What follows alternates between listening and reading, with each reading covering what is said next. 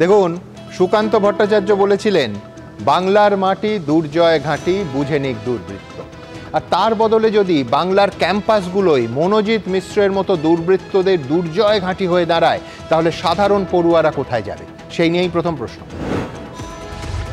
শ্লীলতাহানি, অস্ত্রের আঘাত থেকে পুলিশকে মার, পরপর জামিন অযোগ্য ধারায় মামলা, গ্রেফতার অন্তত 3 বার। এহেন মনোজিৎকেই নিয়োগ করা হয়েছিল কসবার আইন কলেজে। তাহলে কি শাসকের পরিকল্পনা মতোই একজন অপরাধীকে ঢোকানো হয়েছিল সিস্টেমে? দ্বিতীয় প্রশ্ন। হেড ক্লার্ক, অ্যাকাউন্টেন্ট, ক্যাশিয়ার থেকে ল্যাব অ্যাসিস্ট্যান্ট, কলেজ শেষ করে সেই কলেজেই চাকরি তৃণমূলের ছাত্র নেতাদের।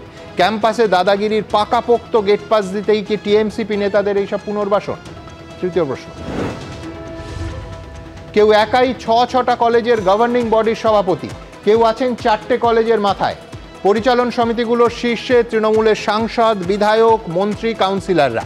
শিক্ষা প্রতিষ্ঠানে রাজনৈতিক দখলদারি কায়েম রাখতেই কি বারবার বেছে নেওয়া হয় নেতা মন্ত্রীদের? চতুর্থ প্রশ্ন। মহিলা মুখ্যমন্ত্রীর আমলে অত্যাচারিত মহিলারাই। রাজ্য সরকারকে আক্রমণ বিজেপির ফ্যাক্ট ফাইন্ডিং টিমে। তৃণমূল কেন হাতরাসে পৌঁছতে পারেনি?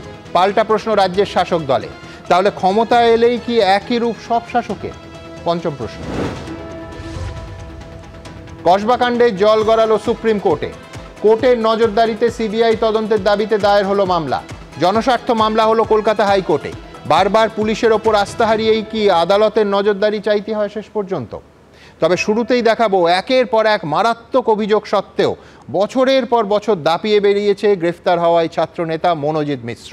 আর এই অনুষ্ঠানেই দেখাবো 2022 সালে একবার র্যাগিং নিয়ে দলের তরফে এবিপি আনন্দকে রীতিমতো সাক্ষাৎকার দিয়েছিল এই মনোজিৎ মিশ্র। সেই সাক্ষাৎকারও দেখাবো এই অনুষ্ঠানে একটা বিশেষ কারণে। কিন্তু তার আগে কীর্তিমান মনোজিতের কাহিনী দেখুন। সাউথ ক্যালকাটা ল কলেজের office staff, casual office staff Manojit Mishra এইভাবে গুন্ডা নিয়ে এসে প্রোটেস্ট করার জন্য মেরেছে। আক্ষরিক অর্থেই কীর্তিমান। আইন কলেজে গণধর্ষণ কাণ্ডে ধৃত তৃণমূল নেতা মনোজিৎ মিশ্র যে একদিনে এই জায়গায় পৌঁছননি তা তার অতীত ঘাঁটলেই স্পষ্ট।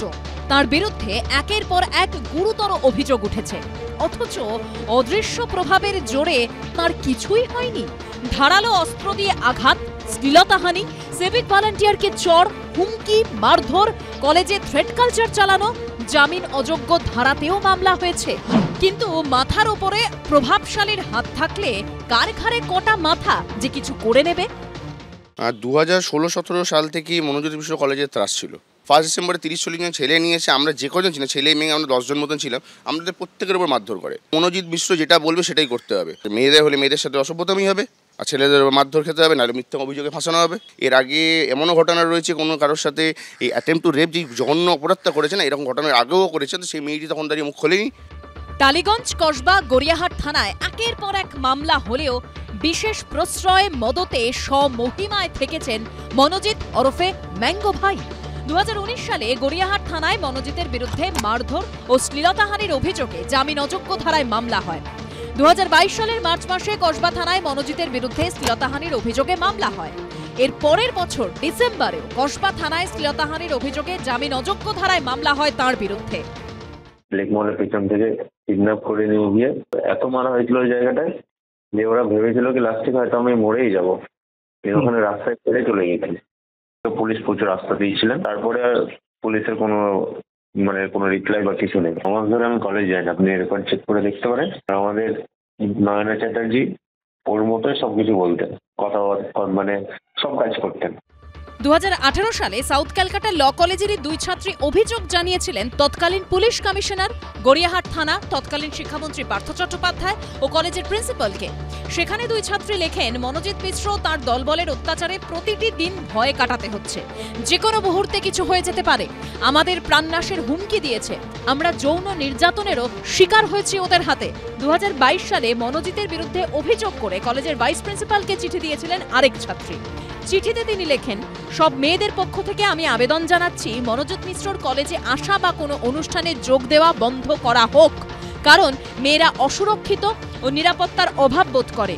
সে এমন অনেক কিছু করেছে যাতে অধিকাংশ মেয়ে ওর উপস্থিতিতে অস্বস্তি বোধ করে। 2022 সালে এই সাউথ ক্যালকাটা ল কলেজে সেখানে র্যাগিংয়ের শিকার হতে হয়েছিল এক ছাত্রকে। পরিবারের সদস্যরা যখন সেই কথা বলতে যান কলেজে, তখন বিধায়কের উপস্থিতিতেই তাদেরকে ঘরে বন্ধ করে রাখা হয়, মারধর করা হয়। ওখানে উপস্থিত ছিলেন নয়না বন্দ্যোপাধ্যায় প্রিন্সিপাল, তিনি চিঠি করে আমাদেরকে ডেকেছিলেন, এবং অশোক দেব। আমাদের আটকে রাখা হয়েছিল 40 মিনিটের উপরে প্রায়, একটা ঘরে বন্ধ করে। আমি, আমার পরিবার, আমার ছেলে, আমাদেরকে লক অ্যান্ড কি করে আটকে রাখলো। যেই গেটের আমরা বাইরে বেরোলাম, তখন আমাদের ওপেন রোডে আমার ছেলেকে অ্যাটাক করা হলো। দলবল ওখানকার তারা অ্যাটাক করলো। আমি বাধা দিতে গেলে আমাকেও মারা হলো, আমার স্ত্রীকে ধাক্কা মারা হলো। এখন যদি ব্যবস্থা কড়াকড়িভাবে নেওয়া হতো, তাহলে আর পরবর্তী এই রকম ঘটনা আমাদের দেখতে হতো না। কলেজের বাইরেও মারাত্মক দাপট ছিল মনোজিতের। অভিযোগ, চলতি বছর 13 এপ্রিল কলেজের পাশেই একটি এটিএমে ধূমপান করতে করতে ঢুকে পড়েন তিনি। বাধা দিতে গেলে নিরাপত্তা রক্ষীকে বেধড়ক মারধর করা হয়। পুলিশ পৌঁছলে তাদের সামনেই এক সিভিক ভলান্টিয়ারকে চড় মারে বলে অভিযোগ। থানায় নিয়ে যাওয়া হলে সেখানেও হম্বিতম্বি করে মনোজিৎ। আমি বাইরে এসে শুনলাম যে ওই সিগারেট যখন টানছিল, ভেতরে ঢুকতে বারণ করছিল, ওই নিয়ে এইটাই জাস্ট শুনেছি। তারপরে এসে যখন আমি দেখি যে দুজনের মধ্যে মারপিট চলছে। এরপর জামিন অযোগ্য ধারায় গ্রেপ্তার করা হলেও পরের দিনই জামিন পেয়ে যান মনোজিৎ মিশ্র। শুনানির সময় সরকারি আইনজীবী এও বলেছিলেন, এভাবে আশকারা দেবেন না, না হলে এই ছেলে বাইরে বড় ঘটনা ঘটাবে। আর এখন সেই তৃণমূল কর্মী মনোজিৎ মিশ্রের বিরুদ্ধেই গণধর্ষণের অভিযোগ। আবির দত্তর রিপোর্ট, এবিপি আনন্দ। ভাবুন, একটার পর একটা ফৌজদারি অপরাধ, 10টা পুরনো মামলা এখনো চলছে, 3 বার গ্রেফতার, দ্রুত জামিন। কি নেই ওই 10টা কেসে? মারপিট, ধারালো অস্ত্র দিয়ে আঘাত, সরকারি সম্পত্তি নষ্ট, শ্লীলতাহানি, পুলিশকে মার, কি নয়? সত্য সেলুকাস, কি বিচিত্র এ রাজ্য। যার পাকাপাকিভাবে জেলে থাকার কথা, সে হয়ে গেল বিরাট ছাত্রনেতা। এমনকি এত অসংখ্য সাধারণ তৃণমূল কর্মীর মধ্যে মনোজিতই আইন কলেজের অস্থায়ী চাকরিটা পেয়ে গেল। মনোজিৎ মিশ্র। আমরা বলছি এই মনোজিৎ মিশ্র কোনো ব্যক্তি নয়, এই মনোজিৎ বা ম্যাঙ্গো একটা মডেল, মনোজিৎ মডেল। শিক্ষাক্ষেত্রে রাজ্যজোড়া পচা আমের মডেল। হ্যাঁ, মনোজিৎ মিশ্র শুধু সাউথ ক্যালকাটা ল কলেজের, কিন্তু মনোজিৎ মডেল ছড়িয়ে আছে কলেজে কলেজে। আসলে এই মডেলের শেকড়টা গভীরে, অর্থনীতিতে, 100% দেয়া নেওয়ার সম্পর্কে। আজকে আমার প্রথম বক্তা যিনি, তিনি অধ্যক্ষ পরিষদের সদ্য প্রাক্তন রাজ্য সভাপতি, অল বেঙ্গল প্রিন্সিপাল কাউন্সিল যাকে বলি আমরা, পূর্ণচন্দ্র মাইতি। আমি তার কাছে জানতে চাইবো যে একদিকে গত 7-8 বছর ধরে ছাত্র সংসদের নির্বাচন করতে দেয়া হচ্ছে না, আবার অন্যদিকে তৃণমূলের ছাত্র নেতাদের গভর্নিং বডির সুপারিশে অস্থায়ী কর্মী হিসেবে সিস্টেমে ঢুকিয়ে দিচ্ছেন, এবং অভিযোগ যে সেখানে সিস্টেমটাকে ম্যানুপুলেট করা হচ্ছে। এই মডেলটা স্বরূপ যদি স্যার একটু আপনাদের বুঝিয়ে দেন যে আপনি কি চোখে দেখছেন এটা। নমস্কার। মনোজিৎ একজন নন টিচিং স্টাফ ছিল, অস্থায়ী নন টিচিং স্টাফ। কিন্তু এই যে মনোজিৎ মডেল যেটা বললেন, এটা শুধু সাউথ ক্যালকাটা ল কলেজের ক্ষেত্রে সীমাবদ্ধ নয়। আমরা যদি ভালো করে দেখি, অন্তত আমি দেখেছি, সারা রাজ্য ঘুরে আমি দেখেছি, সরকার প্রসূত প্রত্যেকটা কলেজে এইরকম অসংখ্য মনোজিৎ পাওয়া যাবে। কিন্তু এরকম মনোজিতরা আসছে কেন, তার পেছনে মূল যুক্তিটা কোথায়? কি এমন মধু রয়েছে যে কলেজে ওই 500 টাকার বিনিময়ে, দৈনিক 400 টাকার বিনিময়ে এরকম অসংখ্য মনোজিৎ অনেক উচ্চ কোয়ালিফিকেশান নিয়ে কলেজে টিকে আছে? এটা জানতে গেলে আমাদেরকে একটু প্রথম থেকে জানতে হবে যে কিসের সন্ধানে এই মৌমাছির দল কলেজে ঘোরাফেরা করে। এর মূল লক্ষ্য হচ্ছে অ্যাডমিশনের মাধ্যমে ছাত্রদেরকে ধোঁকা দিয়ে প্রচুর লক্ষ লক্ষ টাকা মুনাফা অর্জন, এটা প্রথম। দ্বিতীয় হচ্ছে কলেজের যে সমস্ত মেনটেনেন্স বা কলেজের যে সমস্ত কাজকারবার হয়, কাজকর্মগুলো হয়, কলেজে যে সমস্ত প্রোগ্রামগুলো হয়, সেই প্রোগ্রামগুলোতে প্রচুর লক্ষ লক্ষ টাকা আমাদেরকে ব্যয় করতে হয়। সেই ব্যয়গুলো তাদের মাধ্যমে নিয়ন্ত্রণ করার জন্য এবং সেখান থেকে প্রভূত মুনাফা অর্জন করার জন্য এই রকম মনোজিৎ আমরা সরকার প্রসূত প্রায় সব কলেজগুলোতে আমরা দেখতে পাবো। কোথাও 1 জন, কোথাও 2 জন, কোথাও 10 জন, কোথাও 15 জনও আমরা দেখতে পাবো। এমন কোনো কলেজ খুঁজে পাবো না যেখানে মনোজিতের মতো ছাত্র নাই। এই ছাত্রগুলো আজ থেকে কেউ কেউ 10 বছর আগে পাস করে গেছে, এমনও আমি দেখেছি আমার আসার বহু আগে, আমি 9 বছর করে এসেছি, তার অনেক আগে পাস করা ছাত্ররা এখনও বসে রয়েছে। মূলত তাদের হচ্ছে অর্থ উপার্জন, কলেজে টিকে থাকার জন্য অর্থ উপার্জন। কিন্তু এরা ঢুকছে কি করে, আসছে কি করে, এটা আমাদেরকে জানার দরকার। আমি যেটা দেখেছি, আমাদের এখানে একটা সরকারের বড় রোল রয়েছে, সেটা হচ্ছে, যদিও এটা বাম আমল থেকেই আসছে, এটা অস্বীকার করার জায়গা নেই, যে সরকারে আমাদের যে শিক্ষা প্রশাসন, সেই প্রশাসনগুলোতে অতি রাজনীতিকরণ।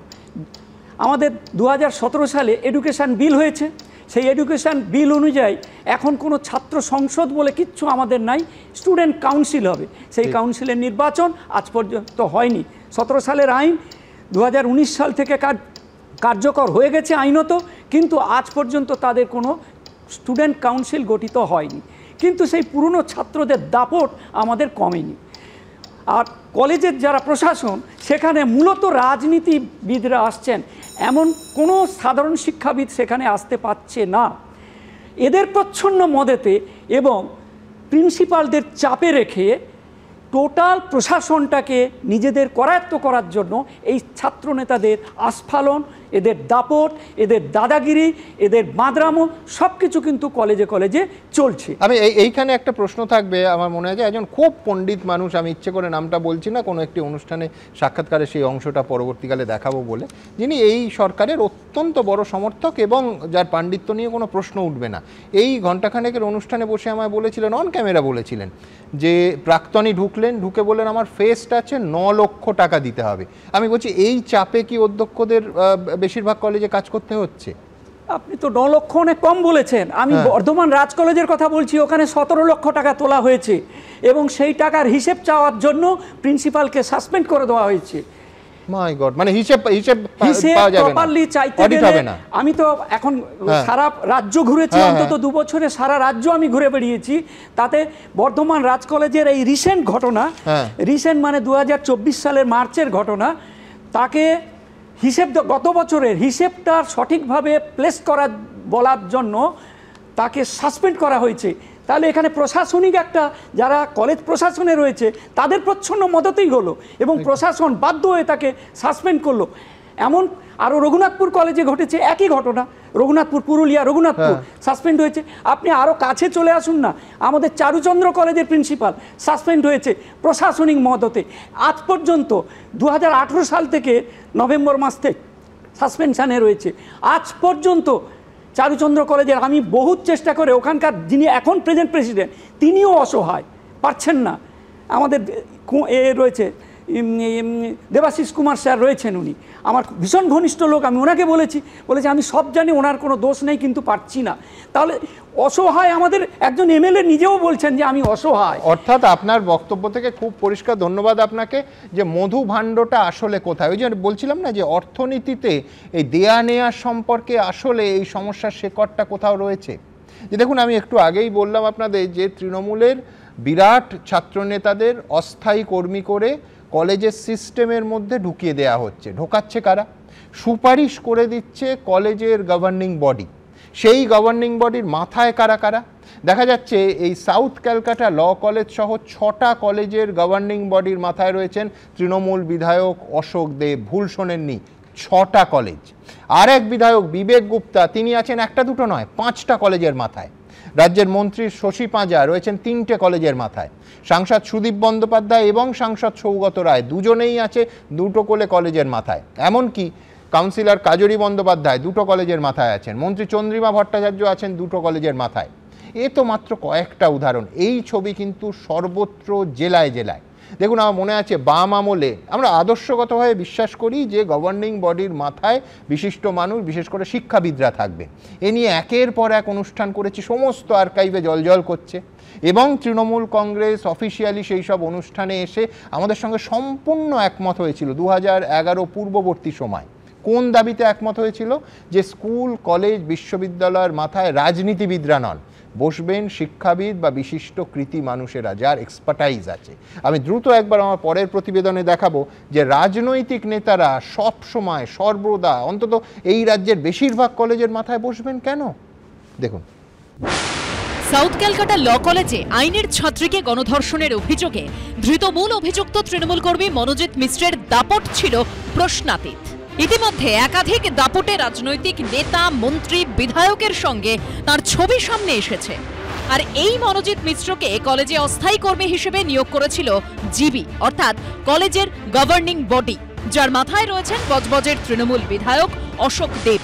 আর তার মতোই তৃণমূলের একাধিক বিধায়ক বছরের পর বছর ধরে একাধিক কলেজের মাথায় বসে রয়েছেন।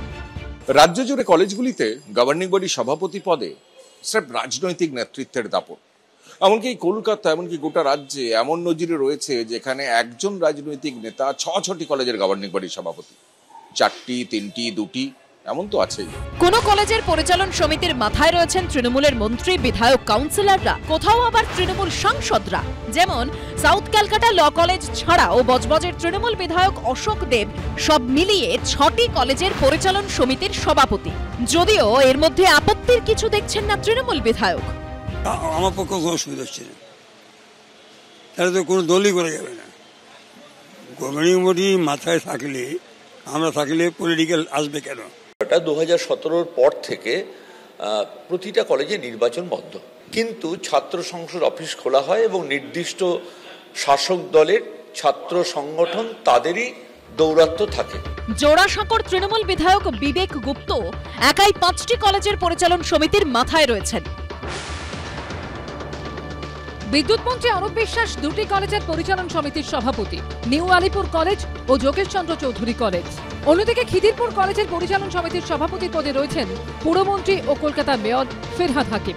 নারী ও শিশু কল্যাণ মন্ত্রী Shashi Panja Maharaja Manindrachandra college, Maharaja Srishchandra college, Bagbazar women college, এই 3টি কলেজের গভর্নিং বডির মাথায় রয়েছেন। অর্থমন্ত্রী চন্দ্রিমা ভট্টাচার্য বিরাটির মৃণালিনী দেবী মহাবিদ্যালয় এবং নিউ ব্যারাকপুর বিএড কলেজের পরিচালন সমিতির সভাপতি পদে রয়েছেন। তৃণমূল বিধায়ক ও কলকাতা পুরসভার মেয়র পরিষদ দেবাশিস কুমার চারুচন্দ্র কলেজ এবং মুরলীধর গার্লস কলেজের পরিচালন সমিতির সভাপতি। তৃণমূলের কলকাতা উত্তরের সাংসদ সুদীপ বন্দ্যোপাধ্যায় মৌলানা আজাদ কলেজ ও জয়পুরিয়া কলেজের পরিচালন সমিতির সভাপতি। দমদমের সাংসদ সৌগত রায় রয়েছেন আশুতোষ কলেজ ও মহারানী কাশেশ্বরী কলেজের গভর্নিং কমিটির মাথায়। তৃণমূল কাউন্সিলর কাজরি বন্দ্যোপাধ্যায় যোগমায়া দেবী কলেজ এবং গোখেল মেমোরিয়াল গার্লস কলেজের পরিচালন সমিতির মাথায় রয়েছেন। তারা খুশি মতন কলেজ চালাচ্ছে এবং তারপর যা হবে তাই হচ্ছে। শাসক দল কি জানতো না যে ওইখানে তৃণমূলের ছাত্র পরিষদের নেতারা এমনভাবে চলছেন অথবা এমন চোখ রাঙাচ্ছেন যে মাস্টারমশাইরা শঙ্কিত হচ্ছে, গভর্নিং বডি শঙ্কিত হচ্ছে কোথাও কোথাও, অথবা গভর্নিং বডি প্রশ্রয় দিচ্ছে। ফলে গভর্নিং বডি এবং দুষ্কৃতী এবং প্রাক্তন ছাত্রনেতা এই সব মিলিয়ে একটা তোলাবাজি। কলকাতার পাশাপাশি জেলাতেও একই ছবি। পুরুলিয়া জেলা তৃণমূলের প্রাক্তন সভাপতি ও বর্তমানে সংগঠনের রাজ্য সম্পাদক সৌমেন বেলথরিয়া পুরুলিয়া জেলার 3টি কলেজের গভর্নিং বডির সভাপতি। মালবাজার পুরসভার তৃণমূলের প্রাক্তন চেয়ারম্যান এবং দল থেকে বহিষ্কৃত নেতা স্বপন সাহা এখনো মালবাজার পরিমল মিত্র স্মৃতি মহাবিদ্যালয়ের গভর্নিং বডির প্রেসিডেন্ট পদে বহাল রয়েছেন। প্রত্যেকটি জেলায় জেলায় এই ধরনের কলেজের দাদাগিরি চলছে। ইলেকশন হয় না, যে ছেলেটি সে বলেছিল যে পদ পেতে গেলে কম্প্রোমাইজ করতে হবে, তার কথা, তার প্রতি লয়াল থাকতে হবে। তো তৃণমূল ছাত্র পরিষদের একটি পদ, কলেজের পদ, ছাত্রী সেক্রেটারি বা সম্পাদক, তার জন্য যদি এই কম্প্রোমাইজ করতে হয় তাহলে তৃণমূল মাদার যে দল আছে তাতে পদ পেতে গেলে মহিলাদের কি ধরনের কম্প্রোমাইজ করতে হয়, এই প্রশ্নটা তো সবার আগে উঠে যাচ্ছে। কিন্তু কলেজের মাথায় রাজনীতিবিদরা থাকবেন কেন? এর ফলে কলেজ আলাদা করে কিভাবে উপকৃত হয়, এই প্রশ্ন দীর্ঘদিনের। এটা তৃণমূল নেতা, তৃণমূল কংগ্রেস করে বলে সেখানে নেই। আমরা মনে করি যে কারণ একটা বেসিক ক্রাইটেরিয়া তো শিক্ষা অনুরাগী এবং নিশ্চয়ই কলেজের জন্য একটা ভালো ডিসিশন নিতে পারবে, ভালো করে শিক্ষার ওখান পরিচালনা হোক, সেই অর্থেই কিন্তু গভর্নিং বডির মাথাতে হয়তো তাদেরকে রাখা হয়েছে। অনেক সময় স্থানীয় বিধায়ক হিসেবেও তাদের সহযোগিতা অত্যন্ত প্রয়োজন হয়। সরকারি সূত্রে খবর, সংশ্লিষ্ট এলাকার বিধায়ক সেই এলাকায় থাকা কলেজগুলির পরিচালন সমিতির সভাপতি পদে একটি করে নাম উচ্চশিক্ষা দপ্তরে পাঠান। সেই অনুযায়ী উচ্চশিক্ষা দপ্তর তাঁদের নিয়োগ করে। কৃষ্ণেন্দু অধিকারী, আশাবুল হোসেন ও সমীরণ পালের রিপোর্ট, এবিপি আনন্দ। দেখুন, ডক্টর শশী পাঁজা সাধারণভাবে যুক্তিপূর্ণ কথা বলেন, কিন্তু এই যুক্তিটা আমি বুঝতে পারলাম না। উনি বললেন রাজনীতিবিদ এই জন্য যে তারা ভালো করে সিদ্ধান্ত নিতে পারবেন। কেন ভালো করে সিদ্ধান্ত কোনো শিক্ষাবিদ, কোনো বিশিষ্ট, কোনো এক্সপার্ট, কোনো পণ্ডিত নিতে পারবেন না? শুধু রাজনীতিবিদরাই ভালো করে সিদ্ধান্ত নিতে পারেন নাকি? আর তাই যদি সত্যি হতো, আমি শুধু তৃণমূল কিংবা সিপিএম কিংবা কংগ্রেস বলছি না, স্বাধীনতার পর থেকে সমস্ত রাজনীতিবিদ এদেশের যদি কোট আনকোট ভালো করে সিদ্ধান্ত নিতেন, তাহলে স্বাধীনতার 75 বছর পরে দেশটার অবস্থা এই হতো না। আমি এইখান থেকেই আসবো বিশ্বনাথ চক্রবর্তীর কাছে, আবার বলছি যে এই কথাগুলো বিশ্বাস করুন, রিপিট টেলিকাস্ট চালিয়ে দিলেও আপনারা এই একই কথাগুলো শুনতেন 2005 সাল থেকে, এবং তারও অন্তত 30 বছর আগে থেকে আনন্দবাজার পত্রিকায়। তার কারণ আমরা বিশ্বাস করি যে পরিচালন সমিতির মাথায় রাজনীতিবিদরা না থাকলে বিন্দু মাত্র কিছু এসে যায় না, বরঞ্চ অনেক সুষ্ঠুভাবে, অনেক অরাজনৈতিকভাবে এই শিক্ষা প্রতিষ্ঠানগুলো চলতে পারে। এ কথা আগেও বলেছি, আজ বলছি, ভবিষ্যতেও বলবো। বিশ্বনাথ চক্রবর্তীর সময় শুরু এখন। আনন্দবাজারের ধারাবাহিক যে সমালোচনার পরে অনিল বিশ্বাস একটা জায়গায় গিয়ে থামছিলেন, বলছিলেন এবার থেকে আমরা অরাজনৈতিক ব্যক্তিত্বদের কলেজ স্কুলে পাঠাবো। এটা অন্তত বলেছিলেন, কতটুকু করেছিলেন সেটা তো প্রশ্ন আছে। দেখুন, মমতা বন্দ্যোপাধ্যায় সরাসরি রাজ্যবাসীর কাছে বিশ্বাসঘাতকতা করেছেন। কেন বিশ্বাসঘাতকতা করেছেন? তিনি পরিষ্কার করে তার নির্বাচনী ইশতেহার থেকে শুরু করে দিনের পর দিন বামেদের অনিলায়নের বিরুদ্ধে কথা বলেছেন। অনিলায়ন কিভাবে ঘটেছে, কিভাবে দলীয়করণ কলেজ বিশ্ববিদ্যালয়ে হয়েছে এবং তার থেকে মুক্তি কি করে দিবেন তার আশ্বাস আমাদের দিয়েছিলেন যে আপনারা মুক্তি পাবেন, অনিলায়ন থেকে মুক্তি পাবেন। অথচ তৃণমূল কংগ্রেস ক্ষমতায় আসার পরে অনিলায়নের পরিবর্তে যেটা প্রথমে পাঠ্যায়ন করলো, আর তারপরে এখন যেটা চলছে মমতাবাদী রাজনীতি তারা শুরু করেছেন, যেখানে পরিষ্কার তৃণমূল কংগ্রেস একমাত্র থাকবে এবং তৃণমূল কংগ্রেসের যে সমস্ত নেতা নেত্রী এমএলএ এমপিদেরকে দিয়ে পুরোপুরি এক একজন 5টা 6টা করে যে কলেজগুলো নিয়ন্ত্রণ করছে, তাদের সাথে ছাত্র নেতাদের একটা সম্পর্ক আছে। এই যে নেক্সাসটা, এই মানে এইখানেই হলো যে পলিটিশিয়ান বসানো মানেই হলো আপনি আপনার দলকে দেখবেন। আপনি তো আপনার দলকে বাদ দিয়ে সুবন্ধা কিছু করতে পারেন না। অশোক বাবুকে ওখানে গভর্নিং বডির প্রেসিডেন্ট করা হয়েছে, উনি নিজের রাজনৈতিক দলকে প্রোটেক্ট করবার জন্যই বসেছেন। এবং সৌগত বাবু হোক, যেই হোক, দলের বাইরে গিয়ে তো কথা বলতে পারবেন না। ফলে তার ছাত্রনেতা যদি শত অন্যায় করে, দিনের পর দিন আমরা জানি যে মনোজিতের যে মডেলটা, সেটা কেবলমাত্র 2-4টা কলেজের নয়, কোচবিহার থেকে কাকদ্বীপ পর্যন্ত এই মডেলটা কোথাও প্রকাশ কখনো কখনো পায়, আমরা এটা নিয়ে শো করি, কোথাও অধিকাংশ কলেজে পায় না। এইমাত্র প্রিন্সিপাল বলছিলেন সে প্রত্যেকটা কলেজে, আমাদের অভিজ্ঞতা বলে যে প্রত্যেকটা কলেজে মনোজিতের মতন লোকরা আছে এবং এই মনোজিতটা একটা মডেল, যে মডেলটা পরিষ্কার করে যে মানে একতরফাভাবে তৃণমূলের প্রাধান্য ওখানে রাখবে। এক, দ্বিতীয় যেটা সেখানে হলো দেনা পাওনার রাজনীতি ওখানে পরিষ্কার, ছাত্রভর্তির থেকে শুরু করে কলেজের কালচারের নাম করে, মানে প্রোগ্রামের নাম করে, আর হলো হস্টেলের ভর্তিতেই সবচেয়ে বেশি দুর্নীতিটা হয় এবং এরা বিপুল পরিমাণে টাকা তোলে। একটা অংশ দলকে দেয়, তার নেতাকে দেয়, এই গভর্নিং বডি যারা আছে তারা কিছুটা পায়, দল কিছুটা পায়, আর বাদবাকিটা নিজেদের পকেটে ভরে। 10,000 টাকা 5,000 টাকার চাকরি পরে এদের এত আগ্রহ থাকে কেন বলেন তো? এক একটা কলেজে 5জন-7জন করে অস্থায়ী তৃণমূলের নেতারা ঢুকেছে, অস্থায়ী কর্মী হিসাবে ঢুকেছে, এক একটা গার্ড হিসাবে, কেউ সুইপার হিসাবে। তাহলে একটা পড়াশোনা করার পরে গার্ড সুইপার হিসাবে ঢোকার এত আগ্রহ কেন? আগ্রহটা এই যে লেজিটিমেট ওয়েতে থাকতে পারবো আমি কর্মী হিসাবে, কিন্তু বকলমে টাকা তুলবো এবং তৃণমূলকে যে কোনোভাবে হোক রক্ষা করবো। এবং এটাই আমি আপনাকে বলছি, মমতা বন্দ্যোপাধ্যায় বলেছিল আপনার স্টুডিওতে এবং একাধিক জায়গায় বলেছিল, আমার বখাটে ছেলে চাই। এই বখাটে ছেলে এরা, এই বখাটে ছেলেদের মাধ্যমে উচ্চ শিক্ষা ব্যবস্থাটাকে নিয়ন্ত্রণ একদিকে যেমন আমি করছি, টাকা তুলছি, আর আরেক দিকে যেটা হচ্ছে যে বিরোধীকে নিকাশ করছি, এদেরকে দিয়ে মারধর। যে আপনি কিছুক্ষণ আগে দেখাচ্ছিলেন, একের পর এক লোক বলছে যে আমাদেরকে মারধর করতেও সবসময়, এই মারধরটা সব সময় চলে, শিক্ষকদের বিরুদ্ধে চলে, ছাত্র যদি ইন্ডিপেন্ডেন্টলি কিছু কাজ করতে চায়, ভাবনা রাখে, তাদের বিরুদ্ধে চলে, বিরোধী নিকেশ করার গল্পটা সবসময় চলতে থাকে। এবং একই সাথে এদেরকে দিয়ে মিটিং মিছিল যেমন করানো হয়, আবার এদেরকে দিয়ে ভোট লুটো করানো হয়।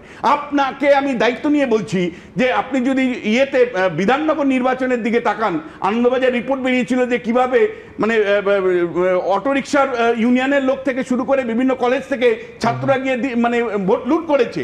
ফলে এই মডেল মডেলটা কিন্তু আমি সুমনদা আমি বলছি যে পশ্চিমবাংলার উচ্চশিক্ষাটাকে জাহান্নামে পাঠিয়েছে। এবং একই সাথে আমি প্রশ্ন তুলতে চাই যে এটা কতদিন ধরে চলবে?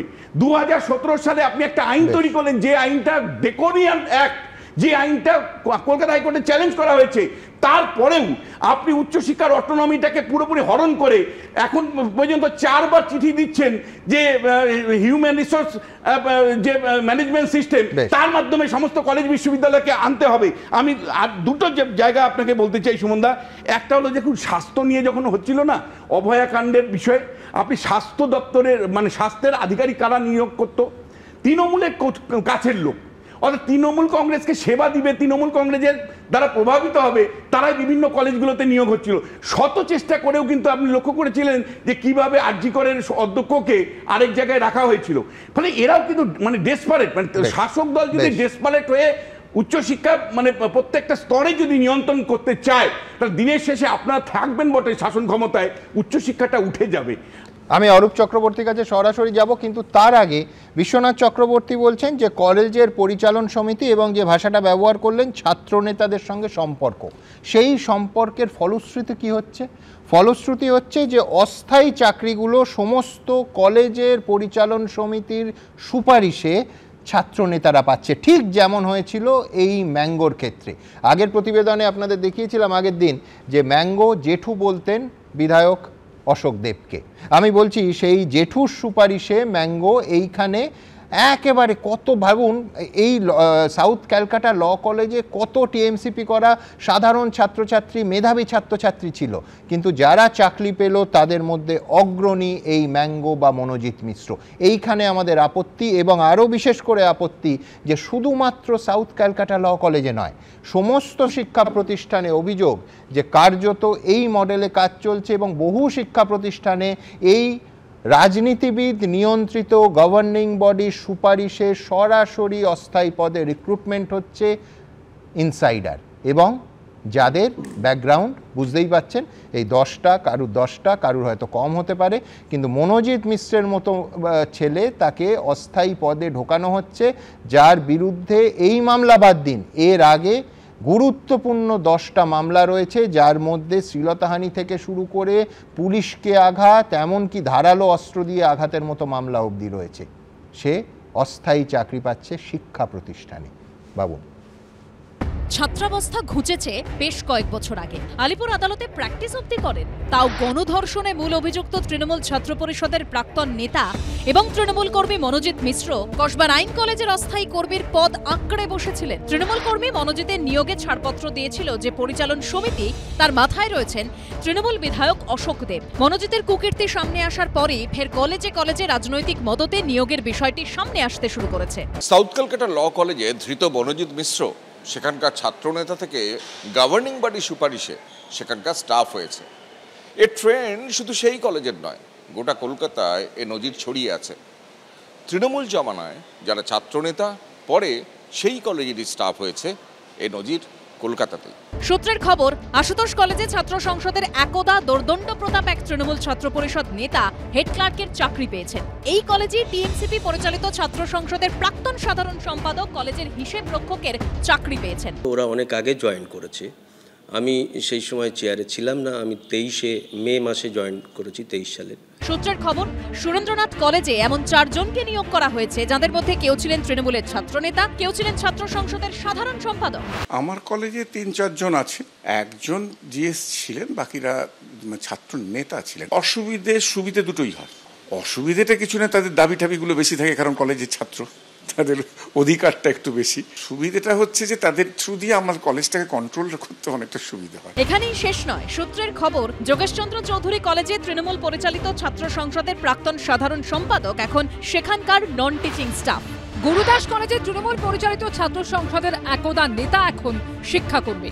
মনীন্দ্র কলেজে 5 জন অস্থায়ী কর্মীকে নিয়োগ করা হয়েছে, যার মধ্যে 2 জন তৃণমূল পরিচালিত ছাত্র সংসদের প্রাক্তন সাধারণ সম্পাদক। আচার্য জগদীশ চন্দ্র বসু কলেজেও শিক্ষাকর্মীর চাকরি পেয়েছেন তৃণমূল পরিচালিত ছাত্র সংসদের প্রাক্তন সাধারণ সম্পাদক। এই সমস্ত নিয়োগই হয়েছে 2011 সালের পর, অর্থাৎ তৃণমূলের জমানায়। যিনি ছিলেন কলেজের ছাত্রনেতা কিংবা ছাত্র সংসদের সাধারণ সম্পাদক, তিনি পরবর্তীকালে হঠাৎ পেয়েছেন ল্যাব অ্যাসিস্ট্যান্ট কিংবা লিফটম্যানের চাকরি। সূত্রের খবর, কসবার সাউথ ক্যালকাটা ল কলেজে তৃণমূল কর্মী মনোজিৎ যে অস্থায়ী পদে চাকরি করতেন তার বেতন দিনে 500 টাকা। কিন্তু যার কলেজের পাঠ চুকে গেছে, যিনি আইনজীবী হিসেবে প্র্যাকটিস করেন, তিনি কোন মোহে দৈনিক 500 টাকার চাকরি আঁকড়ে থাকেন? অনেকে বলছেন 500 টাকা তো নিমিত্ত, আসলে এর পিছনে রয়েছে মধুভাণ্ডের খেলা। ছাত্ররা শুধুমাত্র ওই কলেজে 5,000 10,000 টাকা মাইনের জন্য কলেজে থাকে না, তারা থাকে মূলত ভর্তির মাধ্যমে মুনাফা অর্জন এবং কলেজে যে কাজকর্মগুলো হয় অধিক মূল্যে সেগুলোকে সম্পন্ন করে মুনাফা অর্জনের উদ্দেশ্যে তারা কলেজগুলোতে থাকে। প্রত্যেকটা জায়গায় জায়গায় ফিট করে দেওয়া হয়েছে, তাদের রোজগারের পথ খুঁজে দেওয়া হয়েছে এবং ক্যাম্পাসে পুরো কন্ট্রোল তারা নিয়ে নিয়েছে। ক্যাম্পাসটাকে একটা সন্ত্রাসের একটা ঘাঁটি বানিয়ে রেখে দিয়েছে। এত কিছুর পরও এইসব নিয়োগের মধ্যে আপত্তিকর কিছু দেখছে না তৃণমূল। যারা ছাত্ররাজনীতি আমাদের দলে তারা কি কাজ করবে না? তারা কি বেকার থাকবে? এরকম কাজ পেলে আপত্তি কোথায়? আজকে সরকার আমাদের আছে, আমাদের পার্মানেন্ট চাকরি কেউ দিচ্ছে না। অনেক ছেলে সারা বছর লাইফ নষ্ট করে পার্টি করিয়ে, তাকে যদি আপত্তি কোথায়? পুলিশ সূত্রে খবর, মনোজিৎ মিশ্রর বিরুদ্ধে এর আগে বিভিন্ন থানা মিলিয়ে 11টা অভিযোগ দায়ের হয়েছিল, কিন্তু মাথায় ছিল রাজনৈতিক প্রশ্রয়। তারই পরিণতি আজ ভুগতে হলো এক ছাত্রীকে। কৃষ্ণেন্দু অধিকারী ও দীপক ঘোষের রিপোর্ট, এবিপি আনন্দ। দেখুন, একটা কথা পরিষ্কার বলেনি, সেটা হচ্ছে গতকাল কল্যাণ বন্দ্যোপাধ্যায় যা বলেছেন তার একটা অংশের সঙ্গে কোনোভাবে সহমত হওয়া যায় না, কিন্তু আর একটা অংশ আছে যে এতটা সত্যি কথা বলেছেন কল্যাণ বন্দ্যোপাধ্যায় যে তার সঙ্গে দ্বিমত হওয়ার কোনো উপায় নেই। কল্যাণ বন্দ্যোপাধ্যায় বলছেন যে তৃণমূল দল জিরো টলারেন্সে বিশ্বাসী, বুঝলাম, কিন্তু সেটা ঘটনা ঘটার আগে নাকি ঘটনা ঘটার পরে? কল্যাণ ব্যানার্জি পরিষ্কার প্রশ্ন তুলছেন যে এই ছেলের লিডারকে, যার আশীর্বাদে এত দূর বেড়েছে, কেন এতদিন তাকে ধরা হয়নি? মাথায় রাখতে হবে এটা বিরোধীদের তোলা কোনো প্রশ্ন নয়, কল্যাণ বন্দ্যোপাধ্যায়ের তোলা প্রশ্নগুলো দ্রুত একবার দেখাবো। জিরো টলারেন্সটা কি ঘটনা ঘটার পরে না ঘটনা ঘটার আগে? আমাকে কন্ডেম করুক, আমাকে ডিসোসিয়েট করুক, আমার কোনো আপত্তি নেই, কিন্তু ওই কন্ডেম আগে ওদের করলেন না কেন? সেই দিন কন্ডেম করলেন না কেন? কেন এনকোয়ারি এখনো স্টার্ট হয়নি? ওনার ওপর নেতাকে, তার ওপর নেতাকে, কার আশীর্বাদে এরকম হয়েছে? একদিনে তো হয় না এরা তৈরি, নিশ্চয়ই বছরের পর বছর ধরে তারপর তো তৈরি হয়েছে। আবার বলছি যে কল্যাণ বন্দ্যোপাধ্যায় নিরাপত্তার যে দায়ভার সমস্ত মেয়েদের ওপর চাপিয়ে দিচ্ছেন, সেই অংশের সঙ্গে সম্পূর্ণ আমি দ্বিমত, কিন্তু পাশাপাশি এই প্রশ্নগুলোর উত্তর নিশ্চয়ই অরূপ চক্রবর্তীর কাছে থাকবে। কল্যাণ বন্দ্যোপাধ্যায় যখন বলছেন যে জিরো টলারেন্স ফাইন, কিন্তু সেটা ঘটনার আগে না পরে? সুমন, আমার বলার আগে এখানে দুজন শিক্ষা জগতের মানুষ, শিক্ষাবিদ, তারা বক্তব্য রেখেছেন। আমি প্রথমে খুব মন দিয়ে পূর্ণবাবু স্যার পূর্ণচন্দ্র মাইতির বক্তব্য শুনছিলাম। উনি এবিপিসির সভাপতি ছিলেন দীর্ঘদিন, উনি সভাপতি থাকাকালীন অনেক কাজ করেছেন। আমি জানি না উনি সভাপতি থাকাকালীন শিক্ষা দপ্তরকে যে যে কথাগুলো এখানে বললেন সেগুলো জানিয়েছিলেন কি না, কিন্তু আমার যতটুকু মনে পড়ছে, যদি আমি ভুল না হয়ে থাকি স্যার, আপনি কিছুদিন আগেই, কয়েক মাস আগেই, তখন আপনি সভাপতি ছিলেন, হিরালাল কলেজে যে সম্মেলন হয়েছিল 32তম আপনাদের সংগঠনের, সেই সম্মেলনে দাঁড়িয়ে স্যার আপনি তো এই ভর্তি প্রক্রিয়া এবং সরকারি শিক্ষা ব্যবস্থার ভূয়সী প্রশংসা করেছিলেন স্যার, সেগুলো অডিও ভিজুয়াল রেকর্ডেড রয়েছে। তো সেই দিনকের বক্তব্যটা ভালো, আর আজকে কি করে কালো হয়ে গেল আমি ঠিক বুঝতে পারলাম না, হতেই পারে। আর চারুচন্দ্র কলেজের একটা পার্টিকুলার কেস আপনি উল্লেখ করেছেন, সেটাও স্যার আপনি জানেন যে এই কেসটা হাইকোর্টে পেন্ডিং রয়েছে, তো সাবজুডিস ম্যাটার নিয়ে এখানে আলোচনা না করাই ভালো। দ্বিতীয়ত, এখানে বক্তব্য রাখার সময় অধ্যাপক বিশ্বনাথ চক্রবর্তী তিনি বারবার করে বলছিলেন যে সিপিএম আমলের থেকে মমতা ব্যানার্জির আমল, কি করে কেন শিক্ষাবিদরা মাথায় থাকবেন না। তো আমি বিশ্বনাথদার কাছ থেকে ভেবেছিলাম যে এটাও শুনতে পাবো যে বিশ্বনাথদা যেখানকার অধ্যাপনা করেন যেখানে, সেইখানে আমরা দেখেছিলাম যে রাজ্যপাল একজন জাজকে বিচার ব্যবস্থা থেকে তুলে এনে বসিয়ে দিয়েছিলেন মাথার উপরে ইউনিভার্সিটি চালানোর জন্য। তো সেখানে তখন বিশ্বনাথদার মুখ থেকে প্রতিবাদটা যদি নিজের অধ্যাপনার জায়গা থেকেও যদি আসতো, নিশ্চিতভাবে আমাদের ভালো লাগতো ব্যাপারটা। দ্বিতীয়ত, আমি বলছি যে কারণ আমি স্যারের কথা বলছিলাম, উনি হিরালাল কলেজে বক্তব্য রেখেছিলেন এবং ঘটনাচক্রে কি আশ্চর্য দেখুন সমাপত, উনি হিরালাল কলেজের সিপিএম এর আমলে গভর্নিং বডির দায়িত্বে কে ছিলেন জানেন? মানস মুখার্জি, সুরভি বন্দ্যোপাধ্যায়, আমরা তো ভুলিনি জ্যোতি বসু জীবনীকার কি করে তারা দায়িত্ব পান। শিক্ষায় অনিলায়ন মডেল, সুমন এই নামটা তখনকার তারানন্দ বলেছে, পুরোনো আর্কাইভ ঘাটলে হাজার হাজার ভুরি ভুরি, আমি বলছি না, কিন্তু যে ঘটনা ঘটেছে সুমন, সেই ঘটনা অনিলায়নের পাল্টা তো মমতায়ন হতে পারে না। বলছি না, আমি কেন বলছি যে ঘটনা ঘটেছে সেই ঘটনা নিন্দনীয়। 12 ঘন্টার মধ্যে পুলিশ অ্যারেস্ট করেছে।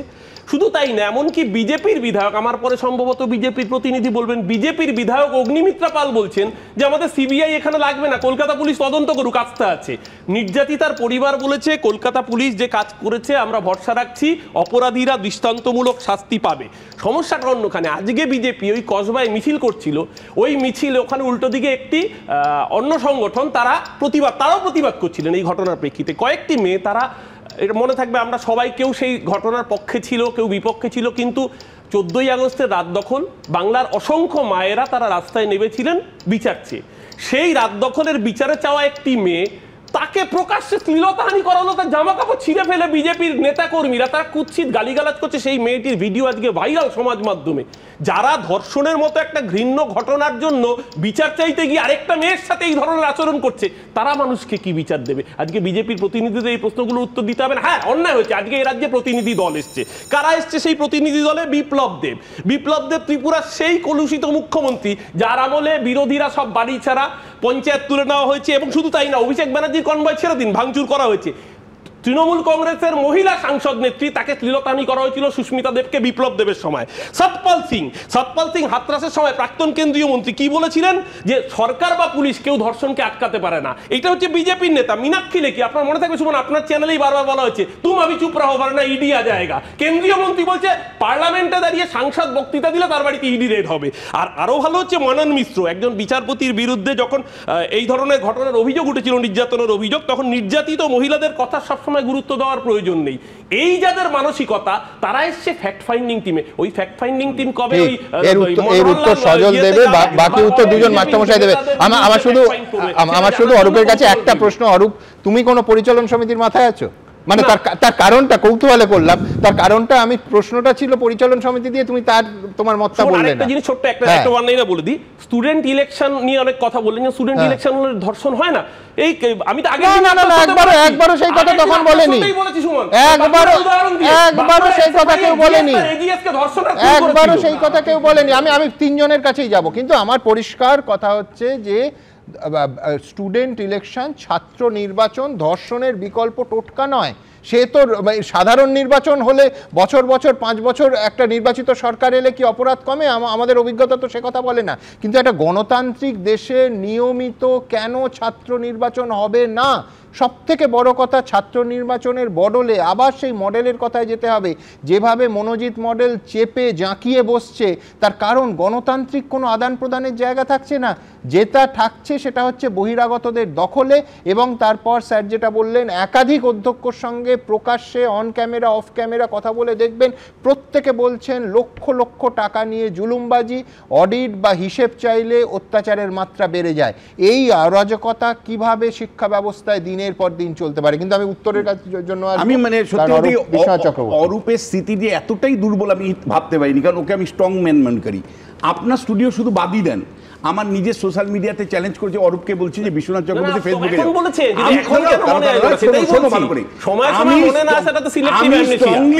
আমি স্ট্রংলি প্রশ্ন তুলেছি যে যেমন করে ভাইস চ্যান্সেলর নিয়োগ একতরফাভাবে মমতাও করতে পারেন না, আইন তৈরি করে যেটা করেছে রাজ্যপালও করতে পারেন না। আপনার স্টুডিওতে আমি এই কথা বলেছি, আমি কাগজের নাম বলছি না, একাধিক কাগজ আমাকে কোট করে বলেছে যে বিশ্বনাথ চক্রবর্তী মনে করেন যে রাজ্যপালেরও একতরফাভাবে করা উচিত নয়, একটা নির্বাচিত সরকারকে অগ্রাহ্য করে। আবার মুখ্যমন্ত্রী যেভাবে আইন তৈরি করে শুধুমাত্র মুখ্যমন্ত্রীকে আচার্য করতে চাইছে, সেটাও ঠিক নয়। ফলে রাজ্যের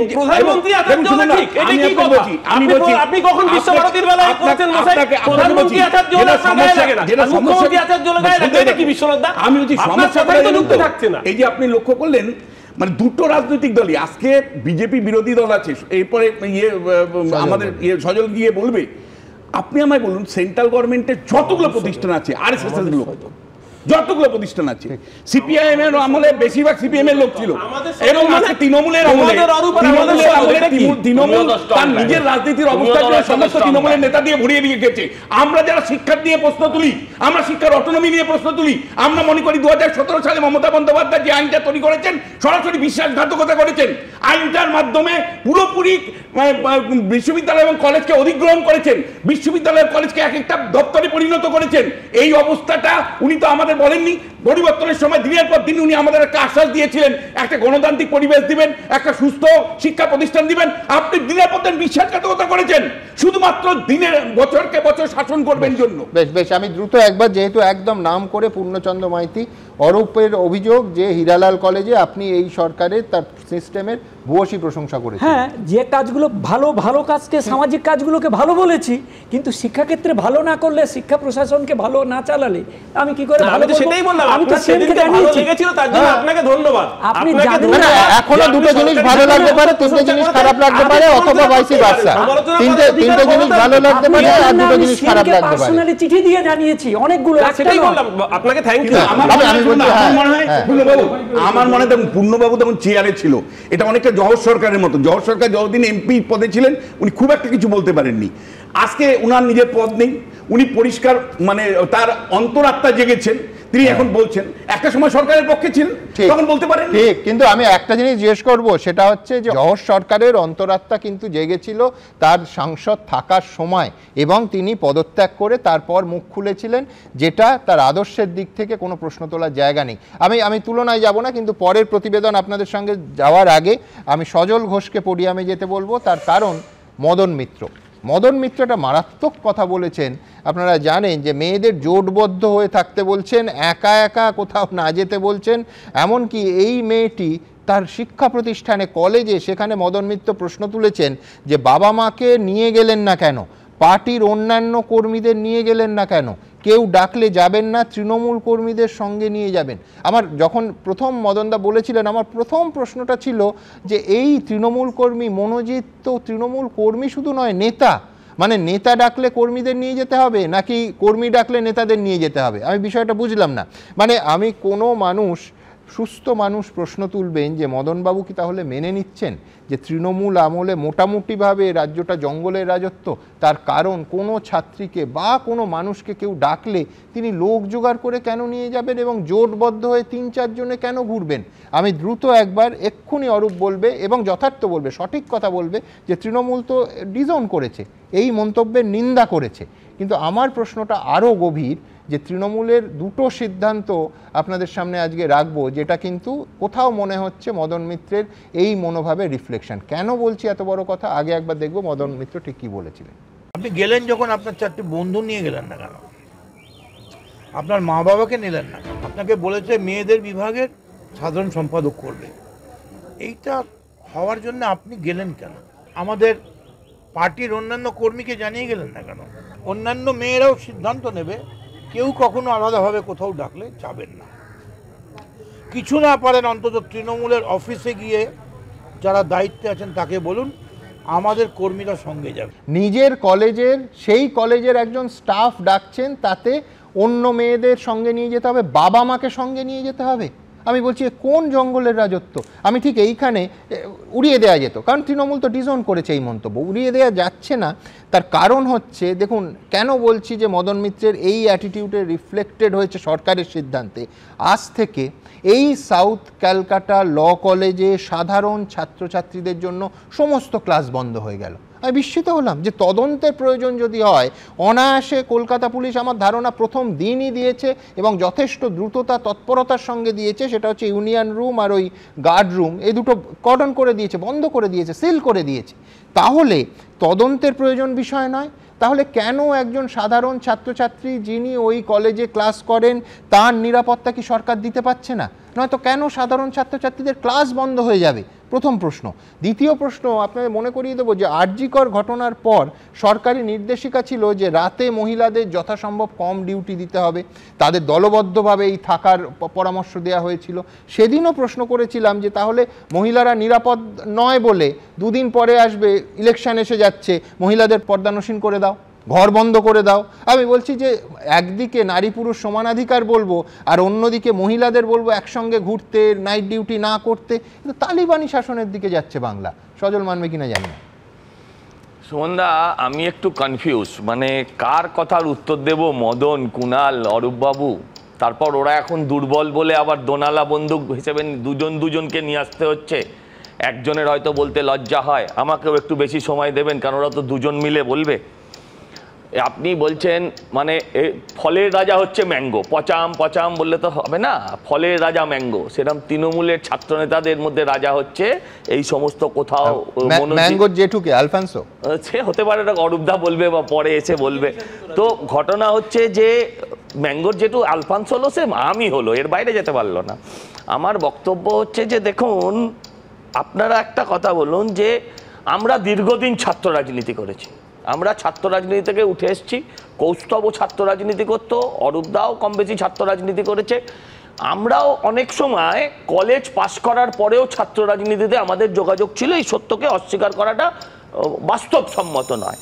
আপনারা আমাকে বলুন, আমরা ভর্তির সাথেও যুক্ত ছিলাম, এই ক্যামেরার সামনে বলতে আজকে কোনো দ্বিধা নেই।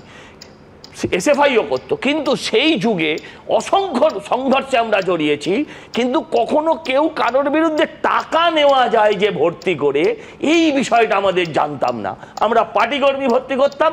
সেই সময় আমরা যখন ছাত্র পরিষদ করতাম তখন মমতা দিও আমাদের কলেজে চিঠি লিখতেন, কারণ আর কোথাও চিঠি লেখার জায়গা ছিল না। মুশকিল হচ্ছে যে আজকে শুধু টাকা টাকা টাকা, সেখানে নেতাদের চিঠিরও কোনো ভূমিকা নেই। আমি আপনাকে বলছি যে আপনারা বলছেন যে ধরুন যেই অ্যাডমিশন, এই গভর্নিং বডি, আমি বলছি গভর্নিং বডির প্রেসিডেন্টকে আপনারা খুঁজলেন, 4-5টা নাম দেখালেন, সেই নামের মধ্যে একজন যদি আগামী দিন মনোজিতের জায়গা নেয় তাহলেও কিন্তু আপনি অবাক হবেন না। যদিও সেই নামটা আমি আপনাদের সামনে বললাম না, ওটা আমি গুপ্ত রাখলাম।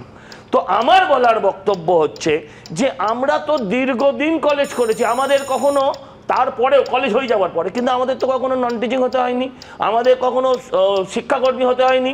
একজন ধরুন শামীম কালকে গিয়ে একটা কলেজের লিফটম্যান হয়ে গেল, সাফাই কর্মী হয়ে গেল, তাহলে তো অর্থনৈতিক অবস্থাটাও ভাবতে হবে যে ওকালতি ব্যবসা ভালো চলছে না তৃণমূলীদের, এই যে পুরো ব্যবস্থা। এবং মানে দিনে 500 টাকা, এবং সেইটাও কিন্তু মানে খুব অল্প, বোধহয় 45 দিনের ব্যবধানে এই চাকরি রিনিউ হয়, কিন্তু কোনো সিকিউরিটি অবধি নেই। তাহলে কোন মধুভাণ্ড আছে যে সেখানে চাকরিটা নেবে প্রাইভেট প্র্যাকটিস না করে? কলেজের ভেতরের কন্ট্রাক্টরি, বাইরে যেমন প্রমোটার রাজ চলছে, কলেজের ভেতরে কন্ট্রাক্টরি রাজ চলছে। আমি কলেজটা দীর্ঘদিন রাজনীতি সামলেছি বলে আমি বলতে পারি কথা, কিন্তু আমরা কখনো জীবনে কখনো ভাবতে পারিনি যে কলেজে কে কন্ট্রাক্টর হবে সেটা আমি ডিসাইড করব। আর রইল বাকি ফেস্ট সোশ্যাল এই সমস্ত কথা হচ্ছে, আমি এখানেও দাঁড়িয়ে দায়িত্ব নিয়ে বলতে পারি আমাদের থেকে ব্যক্তিগতভাবে যদি বলি, আমার থেকে বেশি কেউ এই প্রোগ্রামও করেনি। আমি 12-14 বার ইন্ডোর স্টেডিয়াম করেছি। সেই মুহূর্তে যারা যারা বোম্বেতে আর্টিস্ট ছিলেন, বাংলায় আর্টিস্ট ছিলেন, সবাই আমাদের কলেজে এসে বিনা পয়সাতে করেন। তুমি টাকার জোগাড় কোথা থেকে করেছো? কোম্পানির ঘরে ঘরে যেতাম, মানুষের কাছে যেতাম, আমরা গিয়ে লোকের কাছ থেকে 10 টাকা 20 টাকা করে টিকিট বিক্রি করেছি, আমরা ঘুরেছি, খেটেছি। তখনকার চাহিদাও এত ছিল না যারা আর্টিস্ট ছিলেন, কিন্তু বিষয় হচ্ছে কলেজের টাকা লুট করব এটা কিন্তু তখন আমাদের মাথায় ছিল না। আপনার এই হাউসেও এমন 2-3 জন আছে যারা তখন আমার সঙ্গে ছিল বা আমার বিরুদ্ধে ছিল, এমনও লোকজন আছে, কিন্তু তারাও কেউ এটা কখনো ভাবতে পারিনি। আমি বলছি আজকে কোথায় এসে দাঁড়িয়েছি। বলছে রক্ষকই যদি ভক্ষক হয়, বলছে যে সহপাঠী যদি ধর্ষণ করে আমরা কি করব। আরে সহপাঠী যদি তৃণমূল করে তাহলে তার দায়িত্ব তো তৃণমূলের নেতাদের নিতে হবে। মদনদা বলছে সঙ্গে করে কাউকে নিয়ে গেল না কেন, এগুলো মানে মদনদাকে অর্বাচীন বলতেও আমার খারাপ লাগে, কিন্তু এই কথাটা তো ঠিক সভ্য মানুষের মতন হলো না। আমি যদি আজকে প্রশ্ন করি যে পিয়ালিও যদি সঙ্গে করে মাঝে মাঝে 2-4 জনকে সঙ্গে নিয়ে যেত, না আপনার আপত্তিটা, কিন্তু এটা বাস্তব, তাহলে তো এই ধরনের ঘটনা হয়তো ঘটতো না। এটা কোনো কথা যে রাত্রে বেরোতে পারবে না, সঙ্গে বডিগার্ড নিয়ে ঘুরতে হবে, পিয়ালি ওই আচ্ছা নামটা করবো না। আমার বক্তব্য যে কেউও সঙ্গে যাবে, তৃণমূল নেতাদেরও, মানে এখানে 3 জন ছিল, তৃণমূলের নেতা ডেকে নিয়ে এলে ও তো 4 জন, আর কর্মী ডেকে নিয়ে এলে পার্টি অফিস থেকে, তাহলে 4 হয়ে যেত সংখ্যাটা।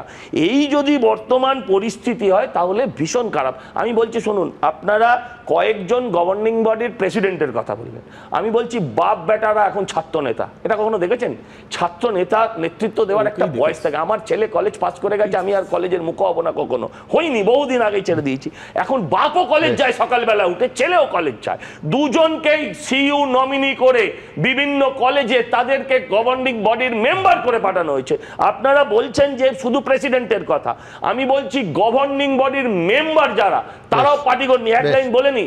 এবং আমি বলছি এই সমস্ত কলেজ থেকে কান কাটা বেহায়া এরা লাখ লাখ নয়, আমি বলছি কোটি কোটি টাকা তোলে, এবং সেই অঞ্চলের যারা গভর্নিং বডির প্রেসিডেন্ট আছেন সেই সব কলেজের তারা এগুলো সব কটা জানেন। আমার বক্তব্য বলেনি যে বলছে যে সরকার, বিপ্লব দেব কোনোদিন বলেছিল যে সরকার পুলিশ এবং পুলিশ ধর্ষণ আটকাতে পারে না, সরকার পুলিশ ঠিকই বলেছে, কিন্তু সব ধর্ষণের পেছনে তৃণমূল কর্মী থাকবে এটাও তো চলতে পারে না, এটার উত্তরাধিক। দেখো ওই তৃণমূল কর্মী একজন ওই দিল্লি থেকে মুম্বাই এক্সপ্রেসওয়ের ওপরে কিরকম ইন্টারন্যাশনাল যোগাটের আগে যোগা প্র্যাকটিস করছিল, তার বান্ধবীকে গাড়ি থেকে নামিয়ে সারা ভারতবর্ষে ভাইরাল হয়েছিল সিসিটিভি ফুটেজটা। তারপর তৃণমূলের বাংলা নিয়ে কথা বলো, বাংলার ছেলে, বাঙালির ছেলে, বাংলার সংবাদ মাধ্যম যাবে না তো। এমএলএ, বিজেপির এমএলএ, সে তার মহিলা সহকর্মীকে এফআইআর করলো, তারপর এফআইআর করার জন্য তাকে বাংলার উদাহরণ বাড়িতে ডেকে না, ওখানে আমি থাকি না, ওখানে আমি বাস করি না। রাজনীতির তরজার বাইরেও মদন দা কিন্তু অনেক পুরনো নেতা এবং গ্রাসরুট লিডার। ওনার বক্তব্যটা কিন্তু দুটো জায়গা থেকে তাৎপর্যপূর্ণ। একটা হলো রাষ্ট্র তাহলে উইথড্র করে নিচ্ছে, অর্থাৎ তুমি তোমার সহকর্মীদের মাধ্যমে নিরাপত্তা নিশ্চিত করো, তার মানে রাষ্ট্রের আর কোনো ভূমিকা থাকছে না, মানে কার্যত পুলিশ প্রশাসনের আর কোনো ভূমিকা থাকছে না, এটা ইঙ্গিত করছে এক। আর দ্বিতীয় যেটা, সেটা হলো পশ্চিমবাংলায় ললেসনেসরা কোন লেভেলে গেছে যে মদন মিত্র একজন এমএলএ ও প্রাক্তন মন্ত্রী, তিনি অ্যাডভাইস করছেন যে সবাই মিলে গোষ্ঠীবদ্ধভাবে থাকো। তাহলে দুটো ক্ষেত্রে কিন্তু আমি প্রশ্ন তুলবো যে রাষ্ট্র কি সত্যি নিজেকে উইথড্র করতে পারে নিরাপত্তা থেকে? এই কথা যখন উঠলো, আমার পরের বক্তা একটু পরিবর্তন করলাম, আমি রাহুলকে পোডিয়ামে পাঠাতে চাইবো। তার কারণ বিশ্বনাথ চক্রবর্তী প্রশ্ন তুলছেন যে রাষ্ট্র অর্থাৎ রাজ্য তার দায়িত্ব কি উইথড্র করলো। আমি বলছি এইখানে এই যে মনোজিৎ মিশ্র আজকে যতই একেবারে অফিসিয়ালি খুব ছোট নেতা, অখ্যাত নেতা, একেবারে পেরিফেরির বাইরে, র্যাডারের বাইরের নেতা বলে তাকে মানে কার্যত হেয়জ্ঞান করা হোক, ব্যাপারটা কিন্তু আদতে তা ছিল না। ছিল যে না, সেই সাক্ষ্য দিচ্ছে এবিপি আনন্দের আর্কাইভ। কি দেখছি আর্কাইভে? 8ই ডিসেম্বর, খুব মন দিয়ে আলোচনার এই অংশটা একটু সবাইকে লক্ষ্য করার অনুরোধ করব। কলেজে থাকতে হলে টিএমসিপি করতে হবে, এই অভিযোগ এবং তাতে রাজি না হওয়ায় একজন ল কলেজের ক্যাম্পাসে আইনের এক পড়ুয়া, আমি ইচ্ছে করেই তার নামটা এখানে প্রকাশ করছি না, র্যাগিংয়ের শিকার হন। এবং তারিখটা লক্ষ্য করবেন 8ই ডিসেম্বর 2022। যা যা বলছি এর সমস্ত এবিপি আনন্দের আর্কাইভে কাগজে কলমে শুধু নয়, একেবারে রেকর্ডেড আছে। কলেজ পরিচালন সমিতির সভাপতি এবং বজবজের তৃণমূল বিধায়ক অশোক দেবের সামনে ওই পড়ুয়া এবং তার পরিবারের সদস্যদের মারধর করা হয় বলে অভিযোগ উঠেছিল। একজন অশিক্ষক কর্মচারী ক্যামেরার সামনে ঠিক কী বলেছিলেন, এবিপি আনন্দ কী প্রশ্ন করেছিল, এইবার আপনাদের সামনে রাখবো। মনে রাখবেন এই আজকে সমস্ত গোটা ঘটনার কেন্দ্রবিন্দুতে যে সাউথ ক্যালকাটা ল কলেজ, সেখানকার ঘটনা। কি বলছেন অশিক্ষক কর্মচারী, এইবার দেখুন। সত্য চেপে দেওয়ার জন্যই এগুলো করা হয়, এদের নামে কেস দেওয়া, এবং আমার নামেও মলেস্টেশনের কেস দিয়ে ম্যামের কাছে লিখিত অভিযোগ। কেন জানেন? তা হচ্ছে বেআইনি অ্যাডমিশন ম্যামকে দিয়ে করাবে। এই স্টুডেন্ট ইউনিয়ন। কোন দলের? এখানে টিএমসিবি স্টুডেন্ট ইউনিয়ন। এইবার আসুন স্টুডেন্ট ইউনিয়নের ভূমিকা নিয়ে ভাইস প্রিন্সিপাল নয়না চট্টোপাধ্যায়, তাঁর অভিযোগ কি? মারাত্মক অভিযোগ করছেন ভাইস প্রিন্সিপাল নয়না চট্টোপাধ্যায়। আবার বলছি, এবিপি আনন্দ আর্কাইভ সাক্ষ্য দিচ্ছে ঠিক কোন জায়গায় গেছিল এই দুর্বৃত্তদের মৌরসি পাট্টা। দেখুন, আমি একটা নোটিশ করেছি কলেজে যে 1:25 বেল বাজলে কলেজ প্রিমিসেস খালি হয়ে যাবে, কারণ এটা আমাদের মর্নিং কলেজ। জিবি প্রেসিডেন্ট এসে আমাকে বললো যে তুমি স্টুডেন্টদের সঙ্গে মানে কোঅপারেট করছো না, তুমি সব ব্যাপারে বাধা দিচ্ছ, কমন রুমটা খোলা রাখতে হবে। আমি 1:25 একটা নোটিশ করেছিলাম, তো কমন রুমটা খোলা রাখতে হবে, স্টুডেন্টদের সব ব্যাপারে তুমি বাধা দিচ্ছ। GB president. আজকে ভাবুন, যদি এই ভাইস প্রিন্সিপাল যা করতে চেয়েছিলেন তার নোটিশও আমার কাছে আছে, তার নোটিশের যে ভাবনাটা ছিল যে 1:25 বেল বাজলে কলেজ প্রিমিসেস খালি হয়ে যাবে, তাহলে এই ধর্ষণের ঘটনাই ঘটতো না। এই রিপিট কোনো অবকাশই ঘটতো না যদি এই ভাইস প্রিন্সিপালকে তখনকার জিবি প্রেসিডেন্ট, বুঝতেই পাচ্ছেন কার দিকে ইঙ্গিত, বাধা না দিত। এইবার আসুন ঘটনার দিন 8ই ডিসেম্বর সেই মহান বিরাট ছাত্র নেতা 2022 মনোজিৎ মিশ্র, এই যাকে বলা হচ্ছে না ছোট নেতা, আমরা জানি না, আচ্ছা এরম কাজ করেছে তাহলে নিশ্চয়ই তৃণমূল করে না, তৃণমূলের কেউ এই কাজ করতে পারে না। মনোজিৎ মিশ্র ইজিক্যাল টু তৃণমূল কংগ্রেস, এই ছিল তার পরিচয়। কতটা ক্ষমতাশালী একজন ছাত্রনেতা হলে সে বলতে পারে তৃণমূল ছাত্র পরিষদ সর্বদা শিক্ষার প্রগতি, সংঘবদ্ধ জীবন এবং দেশপ্রেম নিয়ে কথা বলে। যে ঘটনাটা হয়েছে, আমি একজন যেহেতু জেলার দায়িত্বে আমাকে দিয়েছে দল, লক্ষ্য করুন শব্দগুলো, যেহেতু জেলার দায়িত্বে আমাকে দায়িত্ব দিয়েছে দল, তাই আমি ওই ব্যাপারে অবগত। দল খতিয়ে দেখছে, দৃষ্টান্তমূলক পদক্ষেপ দলের তরফ থেকে নেওয়া হবে। আমি বলছি দলের তরফে কে বলছেন? যাকে এতদিন ধরে ছোট নেতা সাজানোর চেষ্টা হচ্ছে, সেই ওয়ান অ্যান্ড অনলি মনোজিৎ মিশ্র। কি বলেছিল মনোজিৎ? তৃণমূল ছাত্র পরিষদ সর্বদা শিক্ষার প্রগতি, সংঘবদ্ধ জীবন এবং দেশপ্রেম নিয়ে কথা বলে। যে ঘটনাটাই হয়েছে, আমি একজন জেলার যেহেতু দায়িত্বে আমাকে দিয়েছে দায়িত্ব দল, তাই আমি ওইখানে আমার ওই ব্যাপারে আমি অবগত। দল খতিয়ে দেখছে, দৃষ্টান্তমূলক যেই আমাদের পদক্ষেপ নেওয়া উচিত দল থেকে সেটা নেওয়া হবে। এবার দেখুন 2022 সালে 9ই ডিসেম্বর এই ক্যালকাটা, সাউথ ক্যালকাটা ল কলেজের তরফ থেকে এই বিবৃতি দিয়ে বলা হয়েছিল যে বহিরাগতদের কলেজে ঢোকার অনুমতি নেই, প্রাক্তনীদেরও অনুমতি নিয়ে কলেজে ঢুকতে হবে। যদি প্রয়োজনে কাউকে ঢুকতে হয় সেক্ষেত্রে নাম, পরিচয়, ফোন নাম্বার, কি পরিচয় তার, কি প্রয়োজন, কোন প্রয়োজনে সে কলেজে ঢুকছে সেটা বিশদে জানাতে হবে। 5 number, no outsiders are allowed in the college premises, only ex students are allowed after taking prior permission from the college authority if required. 5 number পড়লাম। 10 number, only outsiders are allowed by enrolling their name, address, mobile number and the purpose of the visit in the register of the college at the front desk. ঘটনাবলী সাক্ষী দিচ্ছে এই কলকাতা পুলিশের অত্যন্ত দ্রুত এবং প্রশংসনীয় যে তৎপরতা এই ক্ষেত্রে দেখেছি, প্রথম দিন থেকে তার প্রশংসা করেছি, যে এর একটাও ফলোড হয়নি। এর দায় কার? বিশেষ করে সেই লোকটির যে বলছে যে তৃণমূল ছাত্র পরিষদের তরফে সে ইন্টারভিউ দিচ্ছে এবং দল তাকে র্যাগিংয়ের মতো ভয়ঙ্কর বিষয় খতিয়ে দেখে তার কথায় গুরুত্ব দিচ্ছে বলে সে দাবি করছে। এই ইন্টারভিউ কিন্তু টেলিকাস্ট হয়েছিল, অর্থাৎ দল যদি মনোজিৎ মিশ্র সম্পর্কে না জানতো, রিজয়েন্ডার আসতো। মুখপাত্ররা যারা স্টুডিওতে আসেন সেই মুখপাত্ররা বলতেন যে কার ইন্টারভিউ দেখিয়েছেন সুমনদা, এ তো ইন্টারভিউ চলারই কথা না, একে কেউ চেনে না। তা হয়নি, অর্থাৎ তৃণমূল কংগ্রেস মানেই মনোজিৎ মিশ্র, এই ছিল পুরো দায়টা তৃণমূল কংগ্রেসের। তৃণমূল কংগ্রেস দিকে আঙুল উঠছে, কোথাও কোথাও একটা পারসেপশন না। তার কারণ হচ্ছে তৃণমূল কংগ্রেসের নেতা যদি নিজের দায়, দলের দায়টা নিজের ঘাড়ে নেয়, তাই তো হবে বছরের পর বছর, 1-2 মাস নয়। বক্তব্য হচ্ছে সেটা হচ্ছে তৃণমূল কংগ্রেস দাঁড়িয়ে নিতে হবে, কেন অত্যন্ত ন্যাক্কারজনক ঘৃণ্য অপরাধ হয়েছে এবং সেটা কোনো মতেই সমর্থনযোগ্য নয়। দলও বলেছে আর যে করেছে তার আগে 10টা ফৌজদারি মামলা থাকা সত্ত্বেও পুলিশকে মারা, ছুরি চালানো, ধারালো অস্ত্র নিয়ে মামলা, সে তা সত্ত্বেও তৃণমূল তাকে অস্থায়ী চাকরিটা দিয়েছে গভর্নিং বডির সুপারিশে, কোনো অভিযোগ নয়, ফ্যাক্ট।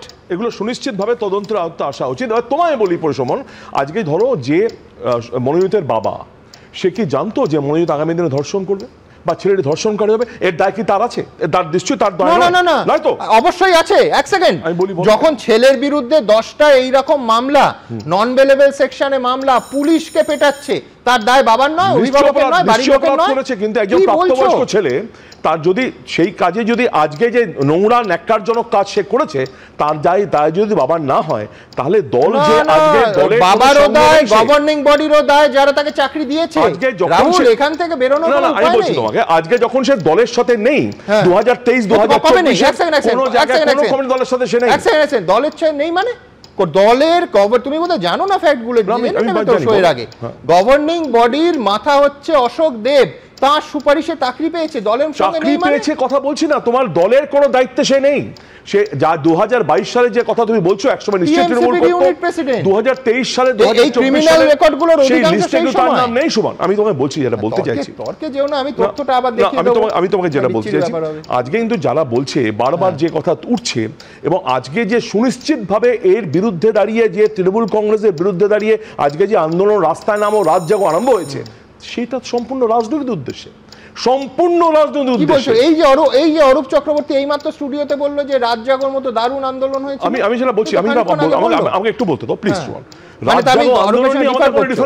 আমি কি বলছি শোনো, কালকে যারা রাত জেগেছিল, কালকে যারা রাত জেগা প্রকল্প করছিল, যারা চাইছিল আজকে এটাকে ঠিক আর্জিকের মতো একটা ঘটনায় রূপান্তর করতে, তাদের কাছে আমি বলি পথ পাল্টে গিয়ে একটা সময় যারা রাজপথ বেছে নিয়েছিল, রাজপথ থেকে সরে গেল কেন? তাহলে সেই রাজপথটা শুধু যদি জাস্টিস চায়, সেই জাস্টিসটা সিবিআই বিরুদ্ধে হলো না কেন? কেন তারা চাইলো না? এইখানে তোমার সঙ্গে আমি 100% একমত। আমি তারা আজকে দাঁড়িয়ে সেই একই নাটক নতুন করে আবার পুনরাবৃত্তি করছে, কারণ তাদের উদ্দেশ্যটা সম্পূর্ণ রাজনৈতিক, কারণ তারা তখন সেই আন্দোলন থেকে সরে এসেছিল, আজকে নতুন করে একটা অবনমন তৈরি করছে, উদ্দেশ্য হচ্ছে গভর্নমেন্টকে মানে অবনমন। তোমার ওইটা মনে হচ্ছে না যে সাউথ কলকাতা ল কলেজের নীল দেয়ালের ওপর যে এমএম টিম, আমি তো জানি তৃণমূল মানে মমতা বন্দ্যোপাধ্যায়ের টিম, অভিষেক বন্দ্যোপাধ্যায়ের টিমও হতে পারে, কিন্তু এমএম টিম মনোজিৎ মিশ্রের টিম দিনের পর দিন একটা কলেজের সামনে লেখা আছে তৃণমূল দেখেনি। তুমি আমাকে বলতে দিও, আমাকে বলতে দিও, বলো না। প্রথম কথা হচ্ছে যে যাদের বিরুদ্ধে অভিযোগ, আজকে সংবাদ মাধ্যম জানার আগে তার অ্যারেস্টেড, সিট গঠন হয়েছে, তাদের অ্যারেস্ট করা হয়েছে, পুলিশ তার কাজ করেছে। আজকে পুলিশের বিরুদ্ধে দল তার কাজ করেনি তো, সমস্যা তো এখানে দল ফ্র্যাঙ্কেনস্টাইনের দৈত্য তৈরি করেছে, পুলিশ তো কাজ করেছে। আমি বলছি আজকে দাঁড়িয়ে রাজ্য সরকারের যে রাজ্য সরকার যেভাবে পুলিশ আজকে যেভাবে অ্যাক্টিভ হয়েছে, এবং বারবার সেই প্রশ্ন উঠছে রাজ্য সরকার আর রাজ্য সরকারের পুলিশও তো গ্রেফতার করেছে। আজকে বিগত দিনে তুমি তাহলে খুশি হবে রাহুল যে ধর্ষণ পরপর হলে এবং প্রত্যেকটা কেসে রাজ্য সরকারের পুলিশ ধর্ষককে গ্রেফতার করলে, আমি বলি একটু শেষ করি, আমি প্রশ্ন সহজ প্রশ্ন, আজকে ধরো সুবলপুর বলো, কুলটি বলো, জয়নগর বলো, কাটোয়া বলো, কালিয়াগঞ্জ বলো, প্রত্যেক জায়গায় পুলিশ অ্যাক্টিভ হয়েছে এবং প্রত্যেক জায়গায় ফাঁসির সাজা পর্যন্ত, এই তো অধৈর্য হয়ে যাচ্ছে, শোনানো হয়নি। আর সজল যেগুলো বলছিল দাঁড়িয়ে, সজলদের কথাটা তোমার কথা বাদ দিয়ে দিচ্ছে, সজলদের কথাটা নৈতিকতা আছে দাঁড়িয়ে, যারা প্রশ্ন করছে এখানে বাংলা বলো চিন্তা করছে, আরে বাংলা বলে তো দিল্লিতে মানুষ গ্রেফতার হয়ে যাচ্ছে, বাংলা বলবে কি? বাংলা বলাই তো অপরাধ। এখন আজকে দাঁড়িয়ে এই প্রজ্জ্বল ভান্ডার যার নামে গিয়ে এতগুলো ধর্ষণের মামলা থাকার পরেও, এতগুলো কেস থাকার পরেও প্রধানমন্ত্রী তার গিয়ে প্রচার করেন। আজকে মণি মুক্তি কর্ণাটকের আরানগরের এমএলএ, সে সহকর্মীকে ধর্ষণ করছে, সেগুলো চোখে দেখা যাবে না, সেগুলো বলাও যাবে না। তাদের কজনের সাজা হয়েছে, কজন কনভিক্টেড হয়েছে কেউ জানে না। বাংলার কথা বলতে হবে, নিশ্চয়ই বাংলা কথা বলবো। আজকে দাঁড়িয়ে বাংলায় তারা তো গ্রেপ্তার হয়েছে, তাদের গ্রেপ্তার করা হয়েছে এবং তারা বিহাইন্ড দ্য বার। আজকে চরমতম শাস্তি তো আমরাও দাবি করছি, কিন্তু যারা আজকে এটাকে নিয়ে একদম প্রশ্নটা তো থেকে যায়, আমি ফ্র্যাঙ্কেনস্টাইনের দৈত্যকে কে তৈরি করলো রাহুল? আমি তোমাকে বলছি দলের উপর চাপিয়ে দিলে হবে না। আমি তোমাকে বলছি আবার একটা আজকে তোমার সঙ্গে যদি আমি ছবি তুলি, এত লোক বসে আছি, পৃথিবীর সবাই জানে, এই অনুষ্ঠান যারা নিয়মিত দেখেন, ছবিকে আমি গুরুত্ব দিই না। তার কারণ হচ্ছে আজকাল মোবাইল ক্যামেরা আর সোশ্যাল মিডিয়ার বাজারে সবাই সবার সঙ্গে ছবি তুলতে পারে, যে জন্য ছবির জন্য আসবো। কিন্তু তার আগে আমার বারবার ভুবনের মাসির কথাটা মনে পড়ছিল, যদি সময় মতো ব্যবস্থা নিত তাহলে ভুবনেরও এই অবস্থা হয় না, আর আমাদের রাজ্যের বা দেশের ভুবনটারও এই হাল হয় না। কিন্তু সজলের কাছে আসার আগে আমায় কৌস্তবের কাছে যাব, তার আগে যেহেতু কথা প্রসঙ্গে উঠলো, এটা ঠিক যে সেদিনও আমরা শো করেছিলাম যে মমতা বন্দ্যোপাধ্যায় বলেছিলেন যে বখাটে ছেলে মেয়ে চলে আসুক, যারা রাস্তায় আড্ডা মারে তারা চলে আসুক। আমরা বলেছিলাম যে নিঃসন্দেহে রাজনীতিতে ভালো ছেলে মেয়ে আসা প্রয়োজন, এবং যখন মমতা বন্দ্যোপাধ্যায়ের মতো জনপ্রিয় মুখ্যমন্ত্রী এত ভোটে জিতে আসা তৃণমূল কংগ্রেস রাজনীতিতে ডাকার আহ্বান জানায়, তখন নিঃসন্দেহে ভালো ছেলে, শিক্ষিত ছেলে, মেধাবী ছেলে মেয়েদের ডাক হওয়া উচিত, বখাটে ছেলে মেয়েদের নয়। 2019 সালে নৈহাটিতে রাজ্যের মুখ্যমন্ত্রী কি বলেছিলেন দেখাবো। অনেক ছেলে মেয়েরা আছে, গরিব ছেলে মেয়ে, পয়সা নেই, পড়তে পারেন না, চাকরি পান না, বাড়ি কি করে চলবে ভাবেন। আমি তোমাদের সবাইকে বলবো, যারা এত গরিব ছেলে মেয়ে আছে না, তাদের দিয়ে দলের কাজ করাও, আর তাদের যাদের খুব প্রয়োজন তাদের বায়োডাটা আমায় দেবে, আমি যেখানে হোক তাদের কোথাও না কোথাও ডেপুট করবো, তারা কাজ করবে। আমি চাই আমার বখাটে ছেলে মেয়েরা চলে আসুক, রাস্তায় যারা আড্ডা মারে তারা চলে আসুক, ছাত্র যৌবন এখানে ঘুরে বেড়াতে হবে না, 5,000 টাকা ভিক্ষে দেওয়ার দরকার নেই। আপনার জীবনকে স্থায়ী করবার জন্য আপনি কাজ করুন দলের হয়ে ভালো করে। আর লোকাল নেতাদের বলবো, এই ডেটাটা আমাকে তৈরি করে দেবেন। যখন যেখানে লোক নেওয়া হয়, আমরা কত লোক নিই, অলওয়েজ নিই, তখন যে কোনো জায়গা থেকে কেউ না কেউ ঢুকে যাবে। দেখুন, 10টা ফৌজদারি মামলায় অভিযুক্ত, যার ভেতর শ্লীলতাহানি থেকে পুলিশকে আঘাত করার মামলা, ধারালো অস্ত্র দিয়ে অস্ত্র চালানোর মামলা থেকে শুরু করে একটার পর একটা বহু জামিন অযোগ্য ধারার মামলা রয়েছে। সেই ছেলে বখাটে কিনা আমি জানি না, কিন্তু আবার বলবো যে মুখ্যমন্ত্রী যদি শিক্ষিত ভালো ছেলেদের, মেধাবী ছেলেদের ডাকতেন, রাজনীতি সমৃদ্ধ হতো। কারণ সত্যি সত্যি আমি মুখ্যমন্ত্রীর সঙ্গে একটা জায়গায় একমত যে সত্যিই তো ভালো ছেলে মেয়ের সংখ্যা রাজনীতিতে কমে যাচ্ছে। আমি জানি না বাস্তবতা কি। কৌস্তব চট্টোপাধ্যায় আমার পরের বক্তা। আমি বলবো যে ম্যাঙ্গো যদি তৃণমূল না হয়, প্রথম ববি হাকিম বলেছিলেন আর তারপর আজকে রাহুলদা বললো, ম্যাঙ্গো যদি তৃণমূল না হয় তাহলে মমতা ব্যানার্জিও তৃণমূল নয়। সুমনদা, আজকে সবাই যখন আমাদের এখানে প্রোগ্রাম হচ্ছে, এক্ষুনি কসবায় একটা অফিসে তৃণমূলের আইনজীবীরা মিটিং করছে। কালকে তুমি তোমার প্রতিনিধি পাঠিয়েও আলিপুর, কালকে আলিপুর আদালতে দেখবে তৃণমূলের আইনজীবীরা ধৃতদের জামিনের জন্য, বেলের জন্য দলবদ্ধভাবে মুভ করছে এই ম্যাঙ্গোর জন্য। কালকেও আলিপুরে মমতা ব্যানার্জি মুখ্যমন্ত্রী হওয়ার সময় বলেছিলেন রাজনীতিমুক্ত কলেজ বিশ্ববিদ্যালয়। কি হলো? চিত্রটা পুরো উল্টো। শুধু গভর্নিং বডির প্রেসিডেন্ট না সুমনদা, একের পর এক তৃণমূল নেতা, কাউন্সিলর, যাদের সাথে শিক্ষার কোনো সম্পর্ক নেই, তারা হচ্ছে ইউনিভার্সিটি নমিনি হচ্ছে। আমরা জানি সব বিশ্ববিদ্যালয় কলেজের প্রেসিডেন্ট, জিবির প্রেসিডেন্ট তৃণমূল। তার সাথে যোগাযোগ কাদের? এই ম্যাঙ্গোদের। আচ্ছা, এরা স্টুডেন্টস ইউনিয়ন আবার আছে নাকি? এই কৌস্তব, কিন্তু আমি বলছি এই রাজনীতিবিদদের মাথায় বসার প্রবণতা বাম আমলে মানে অ্যাবসলিউটলি আজকের মতোই ছিল। তাদের বহু নেতার শিক্ষার সঙ্গে কোনো সরাসরি যোগ ছিল না। না, আমি বলছি সুমনদা, এই নিয়ে আমি আরেকদিন আলোচনা করব, তোমার সাথে বিস্তারিত আলোচনা হবে। আমাদের রাজ্যে 200-র ওপর কলেজ বিধায়করা তৈরি করেছে। 200-র ওপর কলেজ প্রেসিডেন্ট যারা ছিলেন, তারপর পার্টি সিদ্ধান্ত করলো কেউ গভর্নিং বডির প্রেসিডেন্ট থাকবেন না, সরে গেলেন। কিন্তু মমতা ব্যানার্জি কি বলেছিলেন? এই বিরুদ্ধে উনি কথা বলেছিলেন, তারপর হচ্ছে উল্টো। আচ্ছা, এই স্টুডেন্টস ইউনিয়ন মানে কি? স্টুডেন্টস ইউনিয়ন তো নেই। 8 বছর, 9 বছর, 10 বছর ধরে ভোট হয় না। এক্সেপশন প্রেসিডেন্সি আর যাদবপুর, তাও অনেকদিন আগে ভোট হয়েছে। গোটা রাজ্যে কোথাও ভোট হয় না। স্টুডেন্টস ইউনিয়ন মানে কি? ফেস কিসের ভিত্তিতে হচ্ছে? কে টাকা দিচ্ছে স্টুডেন্টস ইউনিয়নকে? স্টুডেন্টস ইউনিয়ন তো নেই। স্টুডেন্টস ইউনিয়নের মাথায় আছে এই ম্যাঙ্গো মডেল। মনোজিৎ একা নয়, গোটা রাজ্যে এইরকম মডেল। এবং এই মডেলের থেকেই যারা জনপ্রিয় নেতা, তৃণমূলের কাছে জনপ্রিয়, দেওয়া নেওয়ার পালা আছে, তৃণমূলকে টাকা দেয় আর তৃণমূলের জন্য ভোট লুট করে, তারাই হচ্ছে শিক্ষাকর্মী। ওই যে মনোজিৎ মণ্ডল যাকে উত্তরীয় পড়াচ্ছেন, দেখবেন তোমরা, আপনারা দেখালেন, আমি নাম ফাম বলতে চাইছি না, এদের 420-দের, দেখবেন আশুতোষ কলেজের হেড ক্লার্ক হয়েছে, তৃণমূলের নেতা ছিল। এরাই তৃণমূলের হয়ে নির্বাচনের দিন ভোট লুট করতে যায়, আর প্রতিদানে এরাই অ্যাডমিশন কন্ট্রোল করে, এরা ফেস্ট কন্ট্রোল করে, এরা কলেজ কন্ট্রোল করে। কলেজের ভেতরে চুবাই বাহিনী যে কাজ করবে, চুনবালি ইট সাপ্লাই বাহিনী কে কাজ করবে, সেটা হচ্ছে এরা নির্ধারণ করে। সুমনদা, তুমি একটা সার্ভে করো, গোটা রাজ্যে হেডমাস্টার পাওয়া যাচ্ছে না, শিক্ষকরা স্কুলে হেডমাস্টার হতে চায় না, অধ্যাপকরা কলেজের প্রিন্সিপাল হতে চায় না। কেন চায় না? প্রিন্সিপাল পাওয়া যাচ্ছে না। কারণ এই ধরনের দুর্নীতি তাদের বজায় রাখতে হবে এবং প্রিন্সিপালকে বকলমে প্রিন্সিপালকে দিয়ে টাকা সাইফনিং হচ্ছে হবে। তুমি দেখবে ডায়মন্ড হারবার কলেজের একজন অধ্যাপক বলেছিল যে আপনাকে প্রিন্সিপাল করতে পারি, আপনাকে টাকা দিতে হবে। প্রিন্সিপাল করার জন্য তৃণমূল কংগ্রেসের ছাত্র নেতা এবং তৃণমূল কলের জেলা স্তরের নেতারা প্রিন্সিপাল হওয়ার জন্য টাকা নেয়। তুমি আর্কাইভ দেখো, তোমাদের এখানেই খবর হয়েছিল। না, এটা আমার মনে পড়ছে। হ্যাঁ, ডায়মন্ড হারবার কলেজের এক অধ্যাপক এটা অভিযোগ করেছিল। আমি বলেনি, আমি বলছি যে দুটো কালচার আছে আমাদের রাজ্যে। আমি বলিনি মাঝে এত উতলা হয় না, আমি হলো তো আসতামই না আজকে মিটিংয়ে, প্রোগ্রামে। দুটো কালচার আছে, একটা হচ্ছে থ্রেট কালচার, একটা রেপ কালচার। থ্রেট করবো, কথা না শুনলে রেপ করবো। অনুব্রত থেকে একেবারে ম্যাঙ্গো অবধি কেন হচ্ছে ঘটনা? হাসখালির ঘট পর মুখ্যমন্ত্রী বললেন ওর লাভ অ্যাফেয়ার্স ছিল। পার্ক স্ট্রিটের ঘটনার পর মহিলার পোশাক এবং খদ্দের বলা হয়ে গিয়েছিল। কামদুনির ঘটনার পর অন্য ধরনের কথা বলা হলো। আসলে কি এই ধর্ষকরা মনে করছে আমার মাথার ছাতা? আমরা বলছি না সব ধর্ষণের ঘটনার সাথে তৃণমূল কংগ্রেস যুক্ত, এত কিছুর পরও বলছি না সব ঘটনার সাথে তৃণমূল কংগ্রেস যুক্ত, কিন্তু ধর্ষকরা মনে করছে আমার মাথার ছাতা হচ্ছে তৃণমূল কংগ্রেস, আমার আমলারা হচ্ছে তৃণমূল কংগ্রেস। কালকে আলিপুর আদালতেও প্রমাণ হবে, তৃণমূলের আইনজীবীরা ঝাঁপিয়ে পড়বে এই ম্যাঙ্গোর জন্য। বেশ, আমরা অরূপ চক্রবর্তীর কাছে যাব। তার আগে মোদ্দা কথা যেটা বলতে চাইছে সেটা হচ্ছে কলেজে কলেজে ম্যাঙ্গোর ফলন ভালো, কিন্তু মুশকিলটা হচ্ছে গোটা সিস্টেমটা না ল্যাংড়া হয়ে গেছে। হ্যাঁ, না, প্রথম কথা কৌস্তবের কথাগুলো আমি সবই শুনছিলাম, মানে হাস্যকর লাগছিল যে ওদের নিজেদের সময়টাকেই রিফ্লেক্ট করছে কিনা সেটা বুঝতে পারছিলাম না। কারণ নিজেদের একটা ঘটনা দেখাও, তোমার এসএফআই এর জিএস ছিল, আমি বলছি তো শুনে নাও ভাই, তোমার এসএফআই এর জিএস ছিল অর্ক, বাঁকুড়ার এসএফআই এর জিএস, এখনো আমি আর্কাইভ দেখিয়ে দিতে পারি, সে মার্ডার রেপ করেছিল দেবযানীকে। আরে ওদের এসএফআই জিএম তো বললে বিজেপি বিজেপি নেতা দিয়েছে তথাগত রায়, কামিনী কাঞ্চনের বিরুদ্ধে দলটিকে বলেছিল তথাগত রায়, শ্রমিক ভট্টাচার্য ছিল প্রচার করেছিল, এই মহিলা কি করেছিল, এটা হচ্ছে অফিশিয়াল বিজেপি, আর অফিশিয়াল বিজেপি হচ্ছে কার্তিক মহারাজ, আরেকজন অনঅফিশিয়াল বিজেপি হচ্ছে রাজ মমতা বসে আছে।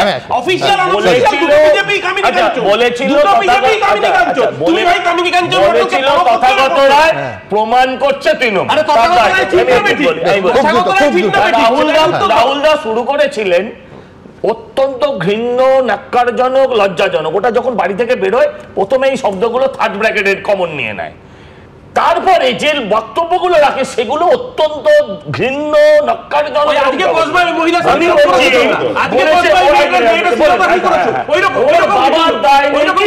আমি বলছি ওর বাবার দায় যদি থাকে তাহলে ওর রাজনৈতিক বাবাদেরও দায় আছে। প্লিজ বলছে রাহুল দা বলছে ও দলের নয়, রাহুল দাও তো দলের নয়, যাকে বলছে। আর রাহুল দা ছবির কথা বলছো, তুমি অভিষেক বন্দ্যোপাধ্যায়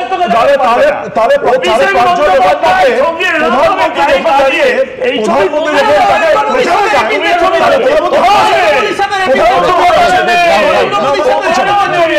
ভাই প্রজ্জ্বল রেভানান যখন প্রচারে যখন ধর্ষণকারী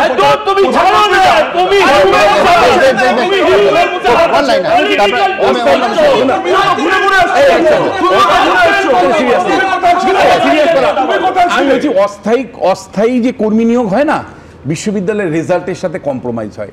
আমি আপনাকে বলছি যে যেমন করে আমরা পুলিশ প্রশাসনে সিভিক পুলিশের জন্য অনেক সময় ল অ্যান্ড অর্ডার কম্প্রোমাইজ হয় বা ইনফরমেশন, পুলিশের কোর ইনফরমেশন লিকেজ হওয়ার সম্ভাবনা থাকে, এই যে বিশ্ববিদ্যালয়গুলোতে কর্মী নিয়োগ বন্ধ করে রেখে দিয়েছে, বিভিন্ন বিশ্ববিদ্যালয়ে কর্মী নিয়োগ ঠিক মতন না করার ফলে অস্থায়ী এদের মতন লোকরা, ম্যাঙ্গোর মতন লোকরা যাচ্ছে।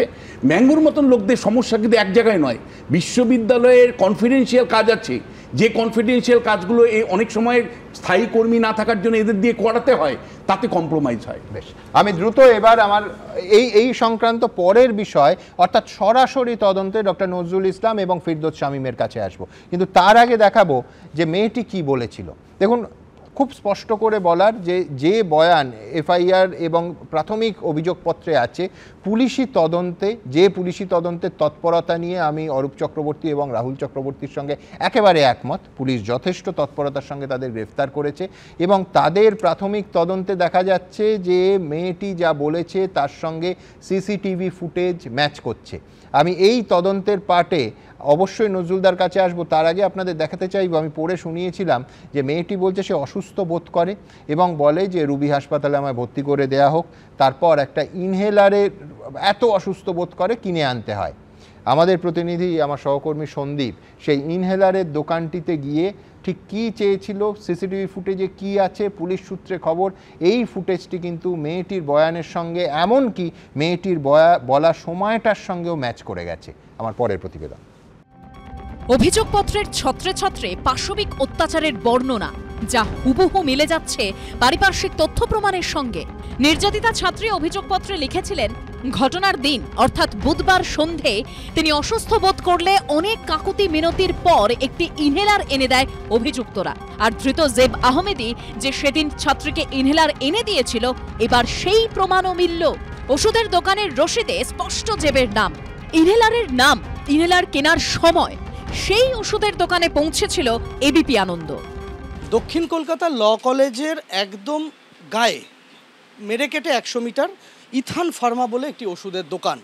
সেই ওষুধের দোকানে তদন্তকারীরা, কলকাতা পুলিশের তদন্তকারীরা আসেন, সিসিটিভি ফুটেজ তারা সংগ্রহ করেছেন। কিসের সিসিটিভি ফুটেজ? যে সিসিটিভি ফুটেজে দেখা যাচ্ছে যে বুধবার অর্থাৎ 25 তারিখ সন্ধেবেলা এক যুবক আসছেন, এসে এখান থেকে ইনহেলার কিনে নিয়ে যাচ্ছেন। নির্যাতিতা এফআইআরে লিখেছেন, যে আমাকে ওয়াশরুমের কাছে নিয়ে যায় এবং আমাকে যৌন সম্পর্ক স্থাপনের উদ্দেশ্যে জোরাজুরি করে, আমি তাকে আটকাই। তিনি আরও লেখেন সে রাজি হয়নি, জোর খাটানোর চেষ্টা করে। এসবের পর আমার প্যানিক অ্যাটাক হয়, দম আটকে আসে। তখন এম এবং পি কে যে ভিতরে ডাকে। আমি তাদের বলি আমাকে রবি জেনারেল হাসপাতালে নিয়ে যেতে, তারা আমাকে কোনো সাহায্য করেনি। আমি তাদের বলি অন্তত একটা ইনহেলার এনে দিতে, এম সেটা কিনে নিয়ে আসে। বিল নাম্বার C027324, এই হচ্ছে বিল নাম্বার। তারিখ রয়েছে 25/6/2025, সময় 8টা 29। সময়টা অত্যন্ত গুরুত্বপূর্ণ। ওই নির্যাতিতা তরুণী যে বয়ান দিয়েছেন যে সন্ধে 7:30টা থেকে রাত্রির 10টা 55 পর্যন্ত তাকে আটকে রাখা হয়, তার উপর নির্যাতন চলে। এবং এই বিলে দেখা যাচ্ছে রাত্রির 8টা 29 একেবারে মিলে যাচ্ছে ওই তরুণীর বয়ানের সঙ্গে, যে একজন আসেন, এসে ইনহেলার দেন তাকে। কেন ইনহেলারের প্রয়োজন পড়েছিল তরুণীর বয়ানেই সেটা রয়েছে। কলেজ থেকে 100 মিটার দূরে যে ওষুধের দোকান, সেখানে জাইব নামে এক ব্যক্তি, কাস্টমারের নাম তাই লেখা রয়েছে ZEIB, জাইব নামে এক ব্যক্তি, তিনি আসেন এবং একটি ইনহেলার তিনি কেনেন। নাম আছে এখানে JE/B লেখা আছে। টাইমিং হচ্ছে আপনার 8টা 29, 25 তারিখ। কি নিয়েছিল? ডোলিন ইনহেলার। পুলিশ তো এসেছিল শনিবার রাত্রেবেলা, এসেছিল পুলিশ। তারপরে সোমবার রোববার এসেছিল পুলিশের ক্যামেরা চেক করেছে, সিসিটিভি ফুটেজ চেক করেছে পুলিশ এসে। এখানকার আমাদের যে বিল আছে ওই নামে, জানি না কোন নাম ওরা খুঁজছেন, সেই নামে ওই সময় কোনো বিল হয়েছে কিনা চেক করেছে। পেমেন্টটা প্রথমে কিছু ক্যাশ দিয়েছিল, তারপরে ইউপিআই করেছিল। আমরা বলেছিলাম যে কোনো একটা মোডে পেমেন্ট করতে হবে, তারপর লাস্টে গিয়ে সে ইউপিআইয়ে পেমেন্ট করে।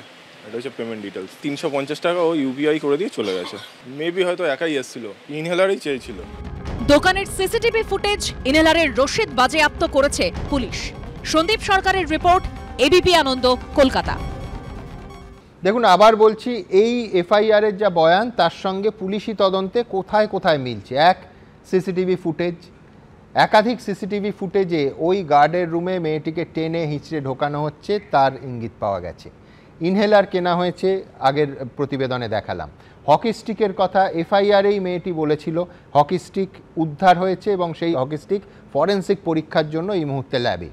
2 দফায় মেডিকেল টেস্টে বহু ক্ষেত্রে রেজিস্ট্যান্স মার্ক, এই যে মূল অভিযুক্ত মনোজিৎ মিশ্র, তার শরীরে পাওয়া গেছে। মেয়েটির শরীরে আঘাতের কথা আগেই বলেছি, বিস্তারিত ইচ্ছে করেই বলছি না। ভিডিও ফুটেজে বলা হয়েছিল যে মেয়েটির এই ভয়ঙ্কর নির্যাতন যখন হচ্ছে তখন সেইটাকে ভিডিও করে পরবর্তীকালে ব্ল্যাকমেলের উদ্দেশ্যে হয়তো ভিডিও করে রাখা হয়েছিল। এই যে 3 জন গ্রেফতার হয়েছে তার মধ্যে একজনের মোবাইলে 1.5 মিনিটের সেই ক্লিপটি পাওয়া গেছে। এই সমস্ত কিছুর পর আমার ডক্টর নজরুল ইসলামের কাছে প্রশ্ন থাকবে যে এটা কি কার্যত তথ্য প্রমাণের দিক থেকে যদি দেখি নজরুলদা, ওপেন অ্যান্ড শাট কেস হতে চলেছে?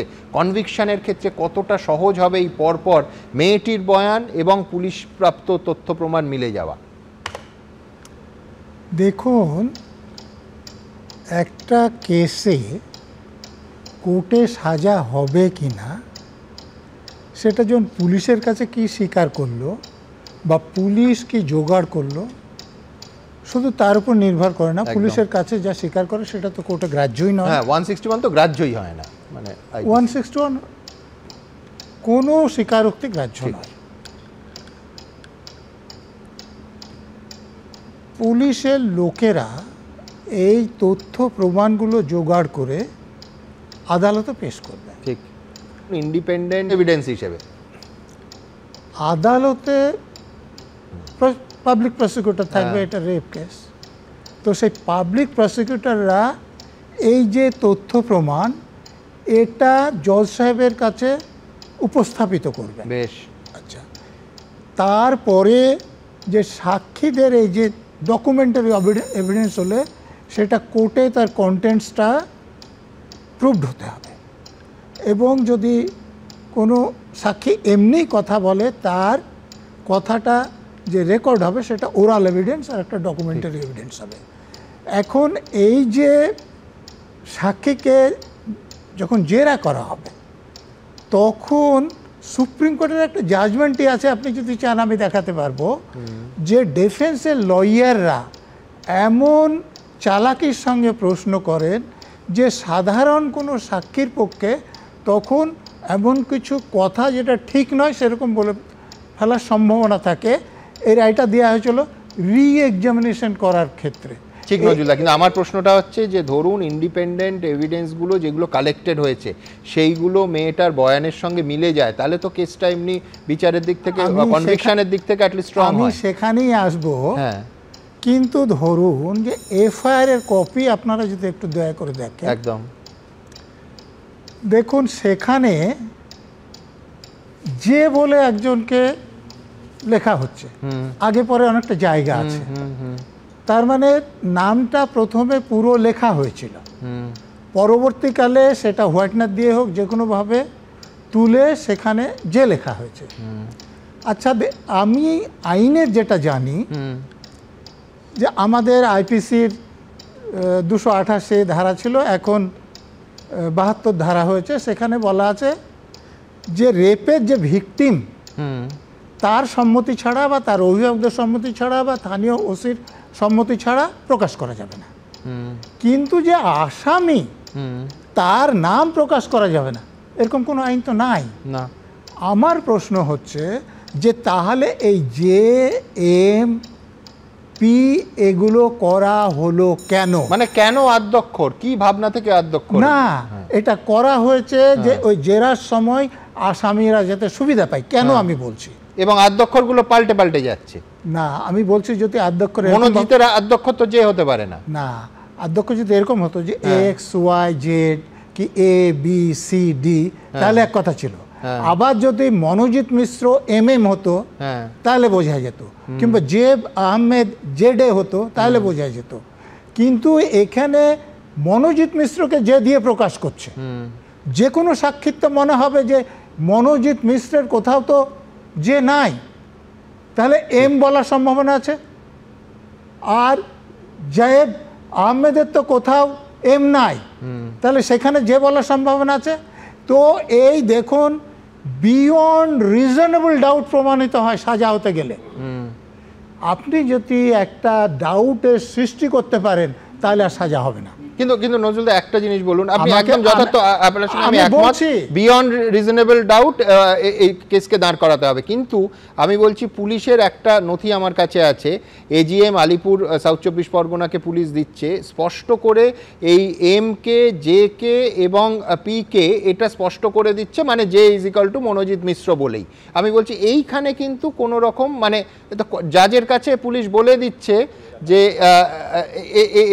মানে Manojit is equal to J, এটা কিন্তু লিখে এটা দরকার পড়লো কেন? আমার প্রশ্ন তো তাই। ঠিক, আপনার হ্যাঁ, এই প্রশ্নের উত্তর আমাদের আইন যখন বলছে না এটা দরকার পড়লো কেন? আর যদি মনোজিৎকে আমি অধ্যক্ষ দেবো তাহলে এম নয় কেন, জে কেন? একদম, এটা উত্তর দিই। একদম।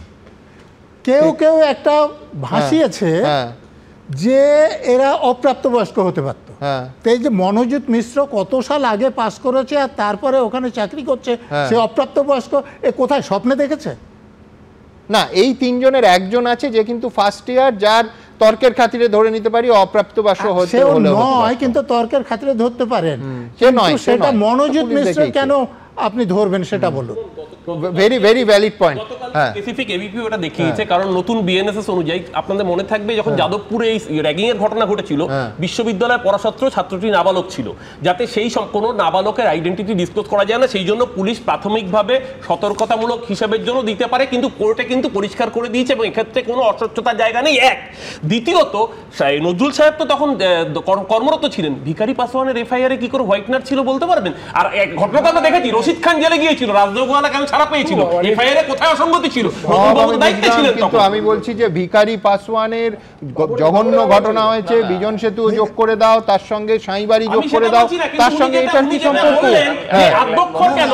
আদ্যক্ষর এই কারণে, আদ্যক্ষর এই কারণেই, কারণ তাদের নাবালক হওয়ার সম্ভাবনাটাকেও যাতে উড়িয়ে দেওয়া যায়, কারণ কোনো নাবালকের আইডেন্টিটি ডিসক্লোজ করা যায় না, এটা কালকে এবিপি আপনারাও দেখিয়েছেন। ভিখারি পাসওয়ান কেসে তার বাবার পক্ষ থেকে যখন মামলা করেছিলেন, কল্যাণ ব্যানার্জি আইনজীবী ছিলেন, তখন হাইকোর্টের প্রধান বিচারপতি একটা প্রস্তাব দিয়েছিলেন যে পুলিশের কোনো অফিসারকে দিয়ে তদন্ত করাও। নরনারায়ণ গুপ্ত এজি ছিলেন, তিনি 4 জন এডিজি লেভেলের অফিসারের নাম দিয়েছিলেন। কল্যাণ ব্যানার্জি বলেছিলেন যে এই 4 জন তো নয়, ওয়েস্ট বেঙ্গল আপনার নামই বলেছিল, আপনার নামই বলেছিল। আরে আমাকে বলতে দিন না, আপনার সময় তো আমি একটা কথা বলিনি। বলেছিলাম যে একমাত্র যদি নজরুল ইসলামকে যে তদন্ত করানো হয় তাহলে আমরা রাজি আছি, নাহলে অন্য কোনো পুলিশ অফিসার আমাদের আস্থা নাই। কিন্তু তার সাথে আমার প্রশ্নের উত্তর হলো না, আপনার উত্তরটা হলো না। সেই এফআইআর কেন ভয়টা ছিল? আমি বলছি যে দেখলাম এই ঘটনা রাজনগর সিপিএম এর আমাদের 34 বছর ভিখারি পাসওয়ান মামলাটা তো এখনো নিষ্পত্তি হয়নি।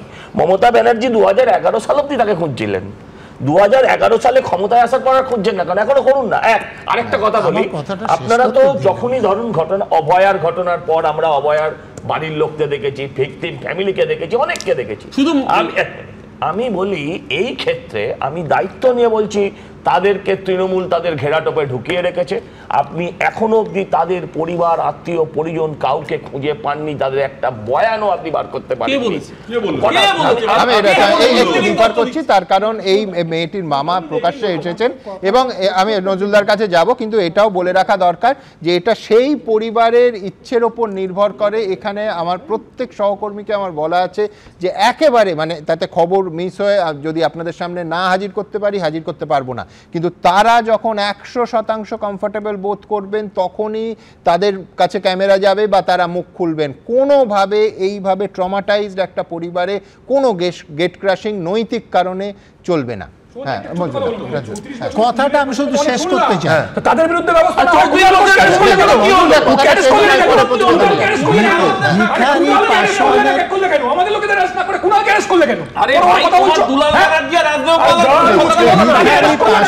কেসে এরকম গন্ডগোল ছিল বলেই ওয়েস্ট বেঙ্গল পুলিশের কেস, আমি তখন কলকাতা পুলিশের ডিডি ছিলাম, হাইকোর্ট আমি তদন্ত করব বলে নাম ধরে অর্ডার দিয়েছিলেন। আমি আমার পরের প্রতিবেদনে যাব। আবার সেই চমৎকার একটা আইনি পরিভাষা বলেছেন নজরুলদা, বিয়ন্ড রিজনেবল ডাউটস। আচ্ছা শান্তি বিয়ন্ড রিজনেবল ডাউটস। এখনো পর্যন্ত যে তথ্য প্রমাণ আছে, বিশেষ করে সিসিটিভি ফুটেজ সংক্রান্ত, তাতে এই মামলা সেই কোষ্ঠী পাথরে কি উত্তীর্ণ হতে পারবে? পরের প্রতিবেদন। সিসিটিভি ফুটেজ, মেডিকেল রিপোর্ট, কলেজের সামনের দোকানে ইনহেলার কেনা থেকে মনোজিতের মোবাইল থেকে উদ্ধার হওয়া ভিডিও, কসবাকাণ্ডে নির্যাতিতা এফআইআরে ঘটনার দিনের যে পুঙ্খানুপুঙ্খ বিবরণ দিয়েছিলেন তার সঙ্গে পারিপার্শ্বিক তথ্য প্রমাণের হুবহু মিল পাচ্ছে পুলিশ। সূত্রের খবর যে ভিডিও তোলা হয়েছিল নির্যাতিতাকে ব্ল্যাকমেল করতে, সেই ভিডিওই এখন হয়ে উঠছে অভিযুক্তদের অপরাধ প্রমাণে প্রধান হাতিয়ার। সাউথ ক্যালকাটা ল কলেজে আইনের ছাত্রীকে গণধর্ষণের অভিযোগে ধৃত মূল অভিযুক্ত তৃণমূল কর্মী মনোজিৎ মিশ্র এবং 2 পড়ুয়া প্রমিত মুখোপাধ্যায় ও জেব আহমেদের বিরুদ্ধে নির্যাতিতা তরুণী অভিযোগপত্রে লিখেছিলেন, তারা জোর করে আমাকে গার্ডের ঘরে নিয়ে যায়, যে আমাকে ধর্ষণ করে, আমি বাধা দিলে সে আমাকে ব্ল্যাকমেল করে, হুমকি দেয়, যা সে আগে থেকেই করে আসছিল। সে আমায় হুমকি দেয় আমার বয়ফ্রেন্ডকে খুন করে দেবে, আমার মা বাবাকে গ্রেফতার করিয়ে দেবে, তাও আমি বাধা দিই। তখন সে আমার 2টো আপত্তিকর ভিডিও দেখায়, যেগুলো আমাকে ধর্ষণের সময় তোলা।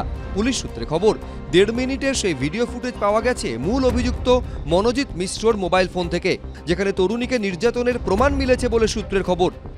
ইনভেস্টিগেশন তদন্ত মানে হচ্ছে যে কমপ্লেনটা নির্যাতিতা করেছেন সেটাকে তদন্তের মাধ্যমে কোর্টের কাছে প্রডিউস করা, যে ঘটনাটার এইরকমভাবে সত্যতা তা প্রকাশ করতে হবে।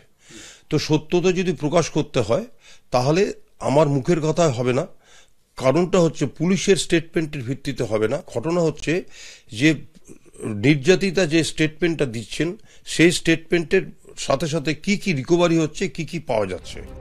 শুধুমাত্র ফুটেজই নয়, নির্মম অত্যাচারের বড় সাক্ষী হয়ে উঠেছে ঘটনাস্থলের আশপাশে থাকা একাধিক সিসি ক্যামেরাও।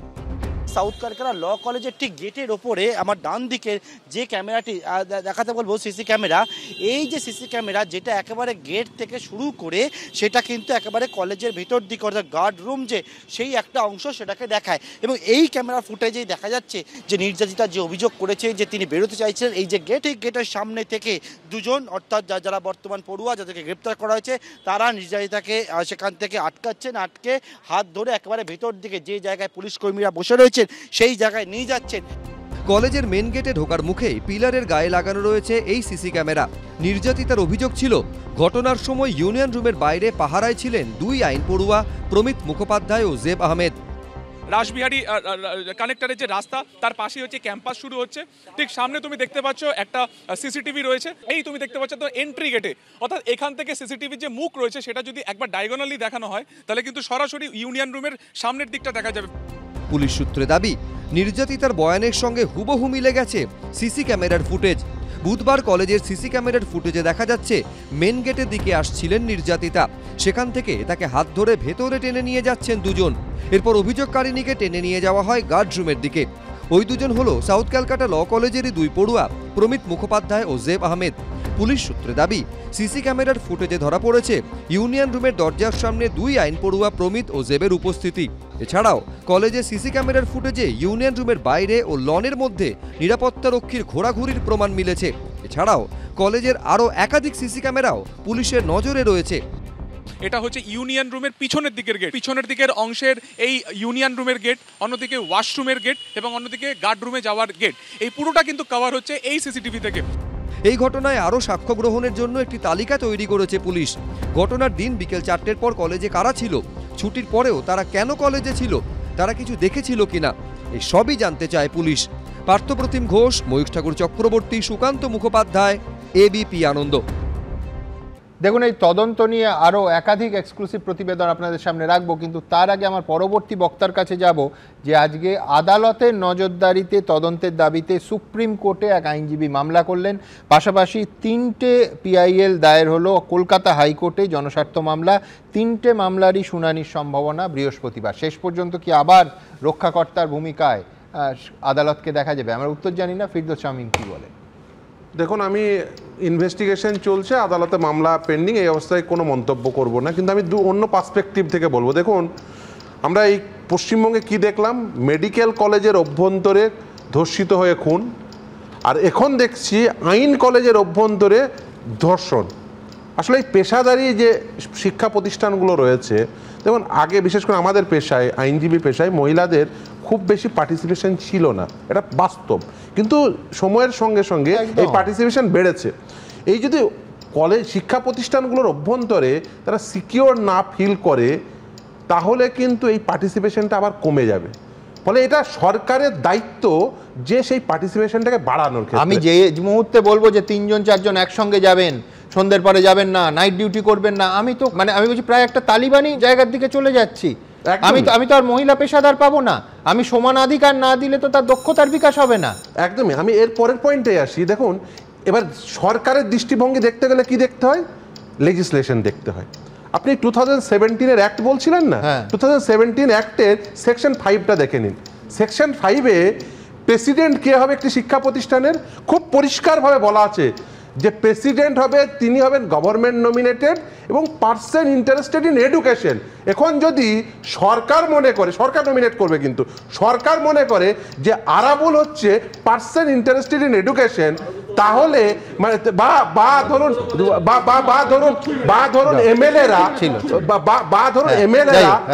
ধরুন এমএলএরা তারা পার্সন ইন্টারেস্টেড ইন এডুকেশন, এটা যদি সরকার মনে করে, আর ইউনিভার্সিটির যারা ওই রিপ্রেজেন্টেটিভ হবে না, দেখবেন ওই যারা গভর্নিং বডির মেম্বার কারা কারা হবেন, প্রিন্সিপাল হবেন, তিনি এক্স অফিসার সেক্রেটারি হবেন। এই ইউনিভার্সিটিগুলো অ্যাফিলিয়েটেড ইউনিভার্সিটিগুলো তারা 2জন মানুষকে পাঠাবেন। তারা কারা হবেন? বলছেন এমিনেন্ট এডুকেশনিস্ট। এখন এমিনেন্ট এডুকেশনিস্টের জায়গায় আপনি যদি তৃণমূলের কাউন্সিলর বা কাউন্সিলরের পাশে ঘুরে বেড়ানো লোকজনকে আপনি এই যে সিইউ নমিনি বলে পাঠিয়ে দেন, তাহলে যা হওয়ার তাই হবে। এবার বলি গভর্নিং বডিগুলোর রোল। আচ্ছা, গভর্নিং বডিগুলোর এই অস্থায়ী কর্মী নিয়োগের ক্ষেত্রে তারা কি কোনো প্রকার পদক্ষেপ করতে পারেন? উমা দেবীর জাজমেন্টের পরে এই যে এক্সপ্লয়টেটিভ এনগেজমেন্ট, সেটা কিন্তু বন্ধ করে দেওয়া উচিত ছিল, কিন্তু সরকার সেটা করছে না। সরকার কি করছে? সরকার স্থায়ী কর্মী দিতে পারছে না। সে শুধুমাত্র কলেজ ভাববেন না, ইভেন জুডিশিয়ারিতেও আপনি যদি দেখেন এই মুহূর্তে কত পরিমাণ শূন্য পদ রয়েছে বলুন তো স্থায়ী পদে, কিন্তু সে জায়গায় কি করছেন, ওই বিভিন্ন জায়গায় বাধ্য হচ্ছেন অস্থায়ী কর্মী নিয়োগতে। এই অস্থায়ী কর্মী নিয়োগ এইভাবে, সেটা কিন্তু এক্সপ্লয়টেটিভ এনগেজমেন্ট, এটা কিন্তু করা যায় না। এবার আসি অন্য একটা পার্সপেক্টিভ থেকে। এই যে সাউথ ক্যালকাটা ল কলেজের অভ্যন্তরে একজন, আপনি বলছেন একজন আইনজীবী, তাকে অস্থায়ী কর্মী হিসেবে নিয়োগ করে। প্রথম কথা, আইনজীবী কোনো এনগেজমেন্ট নিতেই পারে না, সেটা হচ্ছে বিসিআই রুলসের ভায়োলেশন, সরাসরি ভায়োলেশন। কিন্তু সেখানে নিয়োগ করা হলো। তারা কিন্তু সবাই জানেন, তাহলে জিবি জানেন যে একজন আইনজীবীকে আমি এনগেজ করছি, তাহলে কি হবে, তিনি যে আইনজীবী হিসেবে প্র্যাকটিস করতে পারবেন না, তাহলে তার প্র্যাকটিসটাকে বন্ধ করে দিতে হবে। তাহলে একদিকে আপনি জীবিত যখন ধরেন এই রেজুলেশন নিলেন, আপনি কোনো অ্যাডভার্টাইজমেন্ট করেছিলেন, কাকে কাকে ডেকেছিলেন, ইন্টারভিউ নিয়েছিলেন, প্রসেস ফলো হয়েছিল, এই প্রশ্নগুলো থাকবে। ফলো হয় না, কেন ফলো হয় না? তার কারণ ওই যে ছেলেটিকে বা ওই মেয়েটিকে এনগেজমেন্ট দেবেন, পরবর্তীতে দেখবেন এখানে কিন্তু একটা স্কোপ আছে জীবিতে। অস্থায়ী কর্মীরাও তাদের মধ্যে থেকে একজন রিপ্রেজেন্টেটিভ থাকেন। আর দেখবেন এই কলেজগুলো দেখবেন, আমি কতগুলো এই আপনাদের দেখানো ইন্টারভিউগুলো আমি খুব মন দিয়ে শুনছিলাম, অধ্যক্ষের মন্তব্য এবং তৃণমূল কংগ্রেসের এক এমএলএর মন্তব্য খুব পরিষ্কার। অধ্যক্ষ বলছে কলেজ চালাতে সহজ হয়, মানে ভাবুন যে কলেজের দাদা ছিল তাকে যদি অস্থায়ী কর্মী হিসেবে জিবির মাধ্যমে নিয়োগ করে দেওয়া যায় তাহলে কলেজ চালাতে সহজ হবে। এবার প্রশ্ন হচ্ছে যে কলেজের প্রিন্সিপাল হিসেবে কাদের নিয়োগ করা হয়? কলেজের প্রিন্সিপাল হিসেবে আমি তৃণমূলের একজন ওই কোট অ্যান্ড কোট অধ্যাপক সংগঠনের নেতাকে নিয়োগ করব, তারপরে অস্থায়ী কর্মী হিসাবে তৃণমূলেরই ছাত্র নেতাকে নিয়োগ করব, যে কলেজ কন্ট্রোল করব। এভাবেই তো আপনি যদি দেখেন এই শিক্ষাক্ষেত্রে দুর্নীতি, আমি বলি এই সাউথ ক্যালকাটার একটি কলেজে শিক্ষাক্ষেত্রে এই যে দুর্নীতির ব্লু প্রিন্টটা রচিত হয়েছিল এই রাজ্যে প্রাইমারি শিক্ষক নিয়োগ দুর্নীতির ক্ষেত্রে, এখানে সকলে তার আগে আমি একটা তথ্য দেব, যেহেতু এবিপি আনন্দের তথ্য নয়, আমি সোর্সও বলবো।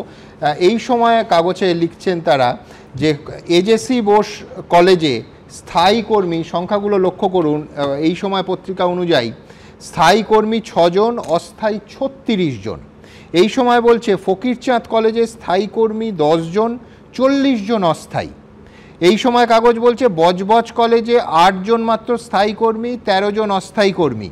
নিওয়ালিপুর কলেজে 12 জন স্থায়ী, 13 জন অস্থায়ী। এটাকে সার্বিক এত অস্থায়ী কর্মী এবং তাদের রিক্রুটমেন্ট নিয়ে যদি প্রশ্ন ওঠে, তাহলে প্রশ্ন উঠবে যে শিক্ষা ব্যবস্থা কিসের উপর দাঁড়িয়ে আছে, কোন ভিত্তির উপর? সুমন, আমার মনে হচ্ছে যে ফিরদৌস শামীম বোধহয় 2011-তে হঠাৎ জন্মেছে। আমি বুঝতে পারলাম না আবার মাত্র 2011 এই কারণে, কারণ সুমন কেমিস্ট্রির ল্যাবের যদি অ্যাসিস্ট্যান্ট হতে হয়, ল্যাব টেকনিশিয়ান অ্যাসিস্ট্যান্ট হতে হয়, তাহলে তাকে ন্যূনতম বিজ্ঞান সম্পর্কে জ্ঞান থাকতে হয়। ওই যাকে আগুন পাখি বানিয়েছে আর্টস নিয়ে পড়াশোনা করে মীনাক্ষী মুখার্জি কেমিস্ট্রির ল্যাব অ্যাসিস্ট্যান্ট হয়ে গেছে, কোন জাদু বলে আমরা জানি না। দ্বিতীয় কথা, এখানে ফিরদৌস শামীম এত বড় বড় কথা আজকে খুব ভালো, আজকে ঠান্ডা মাথায় বলেছেন। আমি জানি না আগের দিন কোর্টরুমের এফেক্ট কিনা, সৌগত ভট্টাচার্যর বেঞ্চে আগের দিন দেখলাম কাউকে কাউকে বকাঝকা খেতে, যে এটাকে কোর্টরুম এখানে চিৎকার চেঁচামেচি কি জায়গা না।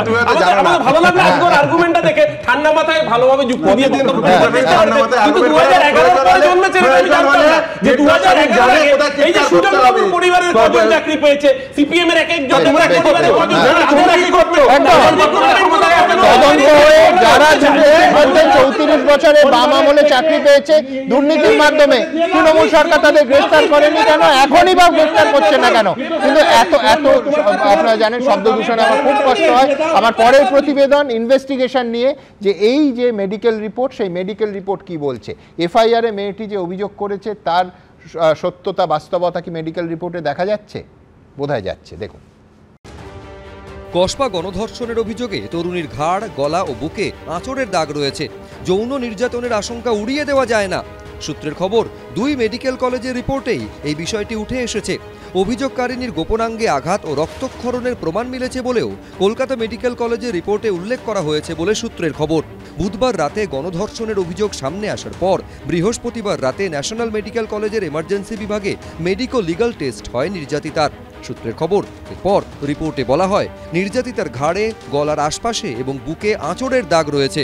যৌন নির্যাতনের আশঙ্কা উড়িয়ে দেওয়া যায় না। এরপর দ্বিতীয় দফায় শনিবার ফের কলকাতা মেডিকেল কলেজে তরুণীর মেডিকো লিগাল টেস্ট হয়। স্ত্রীরোগ বিভাগ, ফরেন্সিক মেডিসিন বিভাগের চিকিৎসকদের নিয়ে গঠিত 5 সদস্যের টিমের রিপোর্টেও কার্যত একই কথা বলা হয়। সূত্রের খবর, রিপোর্টে বলা হয় তরুণীর ঘাড়ে, গলায় ও বুকে আঁচড়ের দাগ রয়েছে। গোপনাঙ্গে আঘাত ও রক্তক্ষরণের প্রমাণ মিলেছে। ন্যাশনাল মেডিকেল কলেজের মতো কলকাতা মেডিকেল কলেজের 5 সদস্যের টিমও জানিয়ে দেয় যৌন নিগ্রহের আশঙ্কা উড়িয়ে দেওয়া যায় না। তার শরীরের মধ্যে যে জিনিসগুলো আছে, ভ্যাজাইনাল সোয়াব থেকে শুরু করে, ব্লাড থেকে শুরু করে, মেয়েটির সাথে ছেলেটির যে আজকে অ্যামালগেটেড হয়েছে, যুক্ত হয়েছে, এটাকে একমাত্র প্রমাণ করতে পারে হচ্ছে কি medical expert opinion. At the time of trial যখন নাকি আজকে মেডিকেল এক্সপার্ট যে আজকে ডাক্তার বলেছে তাকে অ্যাপিয়ার হতে হবে, এবং সেই অ্যাপিয়ার হয়ে যে মেডিকেল লিগেল যে আজকে যে যা পেয়েছে সেটা কিন্তু আজকে সাবমিট করতে হবে, কী কারণে করেছে, কীভাবে এই ছেলেটার সাথে মেয়েটা যুক্ত হয়েছে, এগুলো যদি আজকে ভালোভাবে না প্রমাণ করে দেয় তাহলে কিন্তু কনভিকশন করা মুশকিল আছে। মেডিকেল লিগেল যদি হয়ে থাকে তাহলে এটা কনক্লুসিভ এভিডেন্স হিসাবে কিন্তু ট্রিট হয়ে যেতে পারে। এদিকে শনিবারের পর ফের সোমবার 3 অভিযুক্তকে নিয়ে আসা হয় কলকাতা মেডিকেল কলেজের ফরেন্সিক মেডিসিন বিভাগে। সকাল 9টা থেকে বিকেল 5টা পর্যন্ত চলে মেডিকেল টেস্ট। ডিএনএ পরীক্ষার জন্য রক্তের নমুনা সংগ্রহের পাশাপাশি দেহরস, ত্বক, চুল ও গোপনাঙ্গের নমুনা সংগ্রহ করা হয়।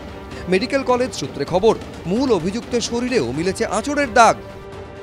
জেব আহমেদ, প্রমিত মুখার্জি এবং মনোজিৎ মিশ্র তিনজনকে কলকাতা মেডিকেল কলেজ হাসপাতালে নিয়ে আসা হয়েছিল ডিএনএ পরীক্ষার জন্য ফরেন্সিক মেডিসিন বিভাগে।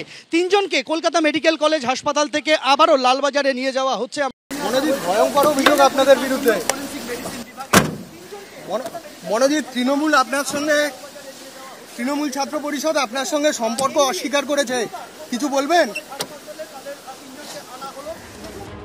এদিকে অভিযোগকারিনী এফআইআরে উল্লেখ করেছিলেন তাকে হকি স্টিক দিয়ে মারার চেষ্টা করেছিল অভিযুক্ত।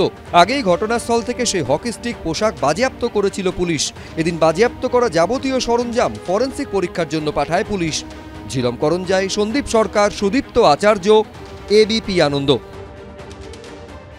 আবার আলোচনা আসবো, কিন্তু আপনারা কি বলছেন? আপনারা জানেন আমাদের ভেরিফাইড এক্স অ্যাকাউন্ট সঙ্গে সুমন@IAM সুমন।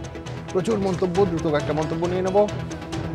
শেখ শামীম লিখছেন, রাজনীতির ছত্রছায়া থেকে অপরাধ করার পর দল কঠোর পদক্ষেপ নেয় না বলেই এদের এত সাহস। শর্মিষ্ঠা দত্ত লিখছেন, ভর্তি সহ নানাভাবে টাকা তোলা ব্যক্তিরাই দলের সম্পদ, তাই তাদের 7 খুন মাপ।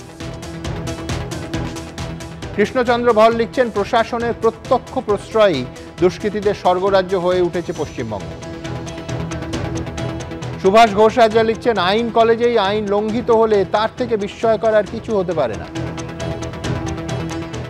দেবব্রত ঘোষ লিখছেন, রাজ্যে যে শাসকের আইন বহাল তার জ্বলন্ত প্রমাণ কলেজের মধ্যে আইনের ছাত্রীর গণধর্ষণ। বিশ্বনাথ চক্রবর্তীর কাছে যে আমরা একটা ঘটনা উঠে আসে, আমরা আলোচনা করি, সমালোচনা করি, মিটিং হয়, মিছিল হয়, কিন্তু আমার প্রশ্নটা হচ্ছে যে উচ্চশিক্ষাতে যে বড় ধরনের রিফর্ম দরকার ছিল, আমি আপনাকে দায়িত্ব নিয়ে বলছি, আপনার আমার তো বটেই, অনেক পরিবারের মেধা বাম আমল থেকে মানে এই রাজ্য ছেড়ে অন্য জায়গায় যাচ্ছেন, জেএনইউতে যাচ্ছে, মাদ্রাসায় যাচ্ছে, বিভিন্ন জায়গায় যাচ্ছে, চেন্নাইয়ে যাচ্ছে। আমার প্রশ্ন হচ্ছে, একটা বড় সংখ্যক কিন্তু মেধাযুক্ত ছাত্র যারা, তারা এই ইউনিয়ন রাজনীতির মধ্যে থাকতে চাইছে না, বা এই ধরনের কদর্য রাজনীতির মধ্যে থাকতে চাইছে না। আর ইনফ্রাস্ট্রাকচার নেই, আপনি শিক্ষক নিয়োগ করেনি, 2017 সাল থেকে কলেজ বিশ্ববিদ্যালয়গুলো শিক্ষক কার্য তো নেই। আমি বলছি যে এই যে অস্থায়ী আপনি বলছেন না, এই যে বিশ্বনাথ র্যাগিংয়ের অভিযোগ যেটা নিয়ে এই মনোজিৎ ইন্টারভিউ দিয়েছিল, এটা কি ছিল? যে শাসক দল টিএমসিপি করতে হবে জোর করে। এবার সুমনদা, আপনি বছরকে বছর নিয়োগ করছেন না আপনার একটা রাজনীতির জন্য, কি আপনি সরাসরি উপভোক্তাদেরকে টাকা দিতে চাইছেন। উপভোক্তাদের টাকা দিতে গিয়ে আপনি স্থায়ী কর্মচারী নিয়োগ করতে পারছেন না, মানে যারা অবসর নিচ্ছে তাদের পদগুলো পূরণ করতে পারছেন না। 6 লক্ষ সরকারি কর্মচারী বা শিক্ষক অবসর নেওয়ার পরে সেই পদগুলো মমতা বন্দ্যোপাধ্যায় পূরণ না করে এই তৃণমূলের এই ধরনের লোক দিয়ে ভরাচ্ছে। মেরিটের সাথে আপনি কম্প্রোমাইজ করছেন, উচ্চশিক্ষায় একটা বড় ব্রেন ড্রেন হচ্ছে। দ্বিতীয় যেটা, আপনি হয়তো অনিলায়নের নানা উদাহরণ সামনে রেখে আপনি একটা ঢাল তৈরি করতে পারেন আপনার কুকীর্তির, কিন্তু প্রশ্নটা হচ্ছে বর্তমান শিক্ষামন্ত্রী যেটা বারবার চালু করতে চাইছে মমতাবাদী আজকের মডেলটা তো ইটসেলফ ইজ এ প্রবলেমেটিক। মমতাবাদী ভাবনা যদি কলেজ বিশ্ববিদ্যালয়গুলোতে উনি যেভাবে ছড়িয়ে দিতে চাইছেন, উপাচার্যদের মানে উপাচার্য থেকে শুরু করে উনি অধ্যক্ষদের বলছেন মমতাবাদী ভাবনা দিয়ে ছড়িয়ে দাও। মমতাবাদী ভাবনা মানেটাই তো এই ধরনের কেস।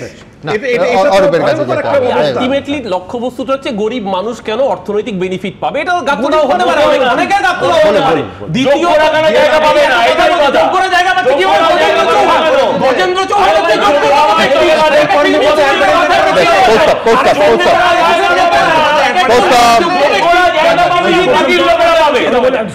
আমি বলছি শাসক দলের একজন খুব গুরুত্বপূর্ণ নেতা তো এই প্রশ্নটা তুলছে যে জিরো টলারেন্স। হ্যাঁ, ঘটনার আগে না পরে? হ্যাঁ, তো ঘটনার আগে যদি জিরো টলারেন্স হতো তাহলে আরজি করের ঘটনা ঘটতো না, এই তাহলে তো অনিতা দেওয়ানের ঘটনা না ঘটলে তাপসী মালিক ঘটতো না, এরকম এইসব বেসলেস ঘটনা ঘটতো না। আমার একটা দাবি থাকবে, অনিতা দেওয়ানের সময় যদি ব্যবস্থা দিত যে যাদের ইন্ডালজেন্সের জন্য এরা তৈরি হয়েছে তাদেরকে কি আপনারা সমর্থন করছেন? তা আমার মনে হয় তাদেরকে সমর্থন নয়, তাদের বিরুদ্ধে তদন্ত করা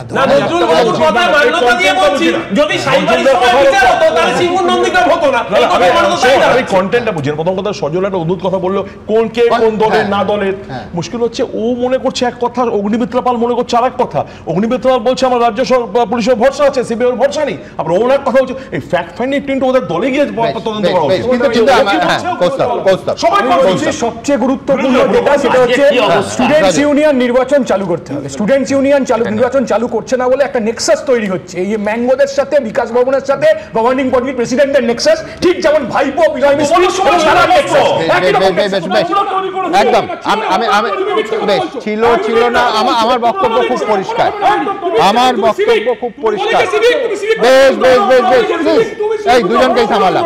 নজরুলদা বলেছেন যে যদি আগে এবং পরের প্রশ্ন একেবারে কল্যাণ ব্যানার্জি যে কথা বলেছেন জিরো টলারেন্স, সত্যি ভাবুন তো যদি পার্টি জিরো টলারেন্স নীতি নিত তাহলে 10টা গুরুত্বপূর্ণ তার মধ্যে একাধিক নন বেলেবল সেকশনের এই রাজ্যের পুলিশ মামলা করেছে মমতা বন্দ্যোপাধ্যায়ের আমলে।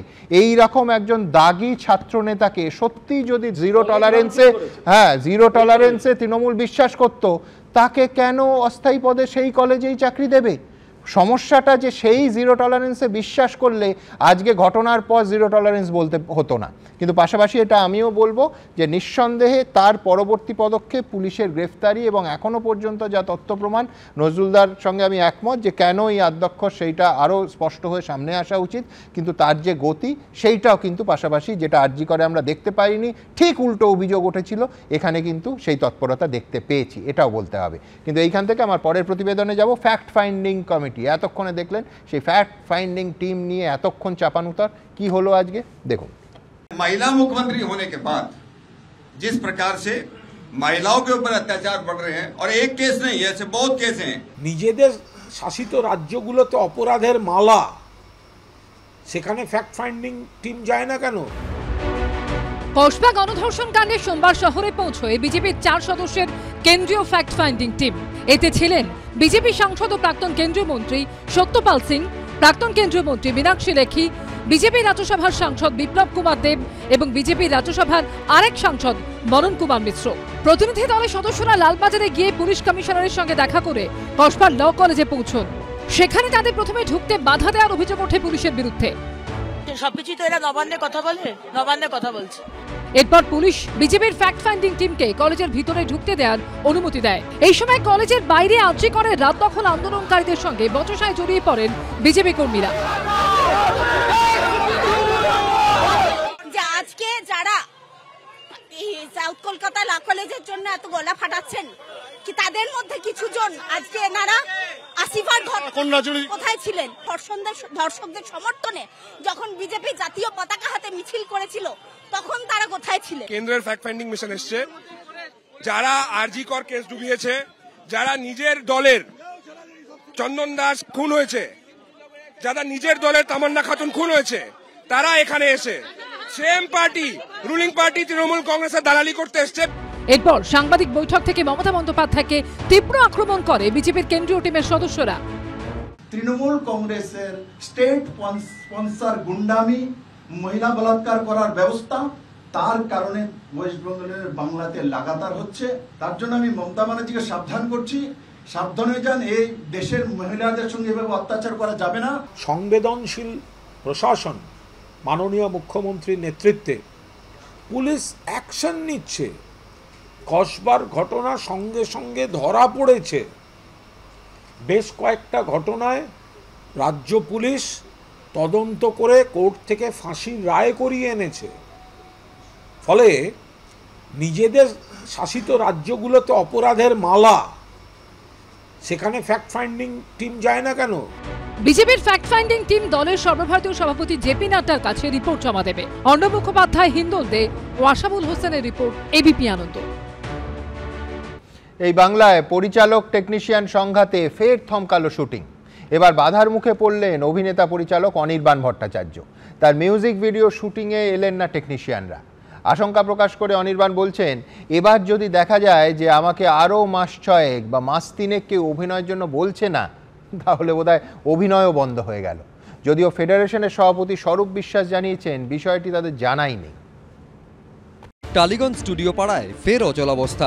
পরিচালক টেকনিশিয়ান সংঘাতের জেরে ফের থমকালো শুটিং। অভিনেতা পরিচালক অনির্বাণ ভট্টাচার্যর মিউজিক ভিডিও শুটিং ঘিরে তৈরি হলো অনিশ্চয়তা। সোমবার যোগেশ মাইম একাডেমিতে অনির্বাণ ভট্টাচার্যের মিউজিক ভিডিওর শুটিং হওয়ার কথা ছিল, তো সেখানে গিয়ে তিনি জানতে পারেন কোনো টেকনিশিয়ান আসেননি। কেউ কেউ আমাকে জানান যে হ্যাঁ আমরা আছি, আমরা কাজ করব, কিন্তু শুটিংটা যত এগিয়ে আসে তখন তারা বেঁকে বসেন, তারা আর আসতে চান না। তাদের মধ্যে কেউ কেউ উত্তর করেন না যে আসবেন কি আসবেন না, আবার কেউ কেউ যারা খুবই ঘনিষ্ঠ আমার সঙ্গে তারা জানান যে দাদা এটা পারবো না, এটা করলে আমরা বিপদে পড়ে যাব। অনির্বাণ বাবুর শুটিংয়ের ব্যাপারে ফেডারেশন কোনোভাবেই অবগত ছিলেন না, ফেডারেশনের কাছে কোনো ইনফরমেশন নেই। অনির্বাণ ভট্টাচার্যের দাবি, এর আগেও মিউজিক ভিডিও শুটিং করতে গিয়ে তাকে অসহযোগিতার মুখে পড়তে হয়েছে। আমরা অনেক দিন ধরে অ্যারেঞ্জ করার চেষ্টা করছি। এর আগে জুন মাসের মাঝামাঝি সময় এইখানেই আমি একবার এটা অ্যারেঞ্জ করার চেষ্টা করেছিলাম, কিন্তু সেইবারেও আমি একই কারণে এটা এক্সিকিউট করতে পারিনি এবং আজকেও আমি একই কারণে এটা এক্সিকিউট করতে পারলাম না। পরিচালকদের কাজে টেকনিশিয়ানদের সংগঠন ফেডারেশনের হস্তক্ষেপ নিয়ে হাইকোর্টে মামলা চলছে। পরিচালক প্রযোজকদের কাজে যেন বাধা দেওয়া না হয় সেটা নিশ্চিত করতে হবে তথ্য সংস্কৃতি সচিবকে। সম্প্রতি এই নির্দেশ দেন বিচারপতি অমৃতা সিনহা। এই মামলার কারণেই টালিগঞ্জে শুটিং করতে গিয়ে বাধার মুখে পড়তে হচ্ছে বলে মনে করছেন অনির্বাণ ভট্টাচার্য। এবার যদি দেখা যায় যে আমাকে আরও মাস 6 মাস 3 কেউ অভিনয়ের জন্য বলছে না, তখন নিশ্চয়ই আমার এরকম মনে একটা প্রশ্ন উদয় হবে যে তাহলে বোধহয় আমার ঘটি বাটি চাটি সবই হাওয়া করে দেওয়া হলো, মানে অভিনয়ও বন্ধ হয়ে গেল। আমিও প্রত্যেকটি গিল্ডের সেক্রেটারিকে চিঠি লিখে বলেছিলাম যে আপনারা কাউকে পাঠান, কারণ আমার শুটিংটা করতে হবে, কিন্তু তারা কেউ পাঠাননি এবং আমার ছবিটা সেই সময় বন্ধ হয়ে যায়। টালিগঞ্জের এই টানাপোড়েন নিয়ে শুরু হয়েছে রাজনৈতিক তরজা। টালিগঞ্জের শিল্পী, কলা কুশলী সবাই মিলে বিষয়টাকে একটা সমাধানের চেষ্টা করছেন। যারা টেকনিশিয়ান আছেন তারাও দায়িত্বশীল ভূমিকা পালন করছেন, ফলে প্রযোজক, পরিচালক, শিল্পী এবং কলা কুশলী সকলে মিলে তারা একটা ফর্মুলা খোঁজার চেষ্টা করছে। যারা তৃণমূলে করে তাদের সাথেও তৃণমূল মারপিটে অনেকেই দেখবেন মানে তাদের শুটিং বন্ধ করে দেওয়া হয়েছে। ছিলেন সুদেষ্ণা রায়, সুদেষ্ণাদিরও কিছুদিন আগে ওনার সাথে আমার ভালো পরিচয় ছিল, আমি কাজ করেছি একসঙ্গে, তারও শুটিং বন্ধ করে, কিন্তু তৃণমূলকেই সাপোর্ট করেন, তৃণমূলের কোনো পজিশনে উনি ছিলেন। তো এখানে নিজেদের মধ্যেই গন্ডগোল লেগে গেছে।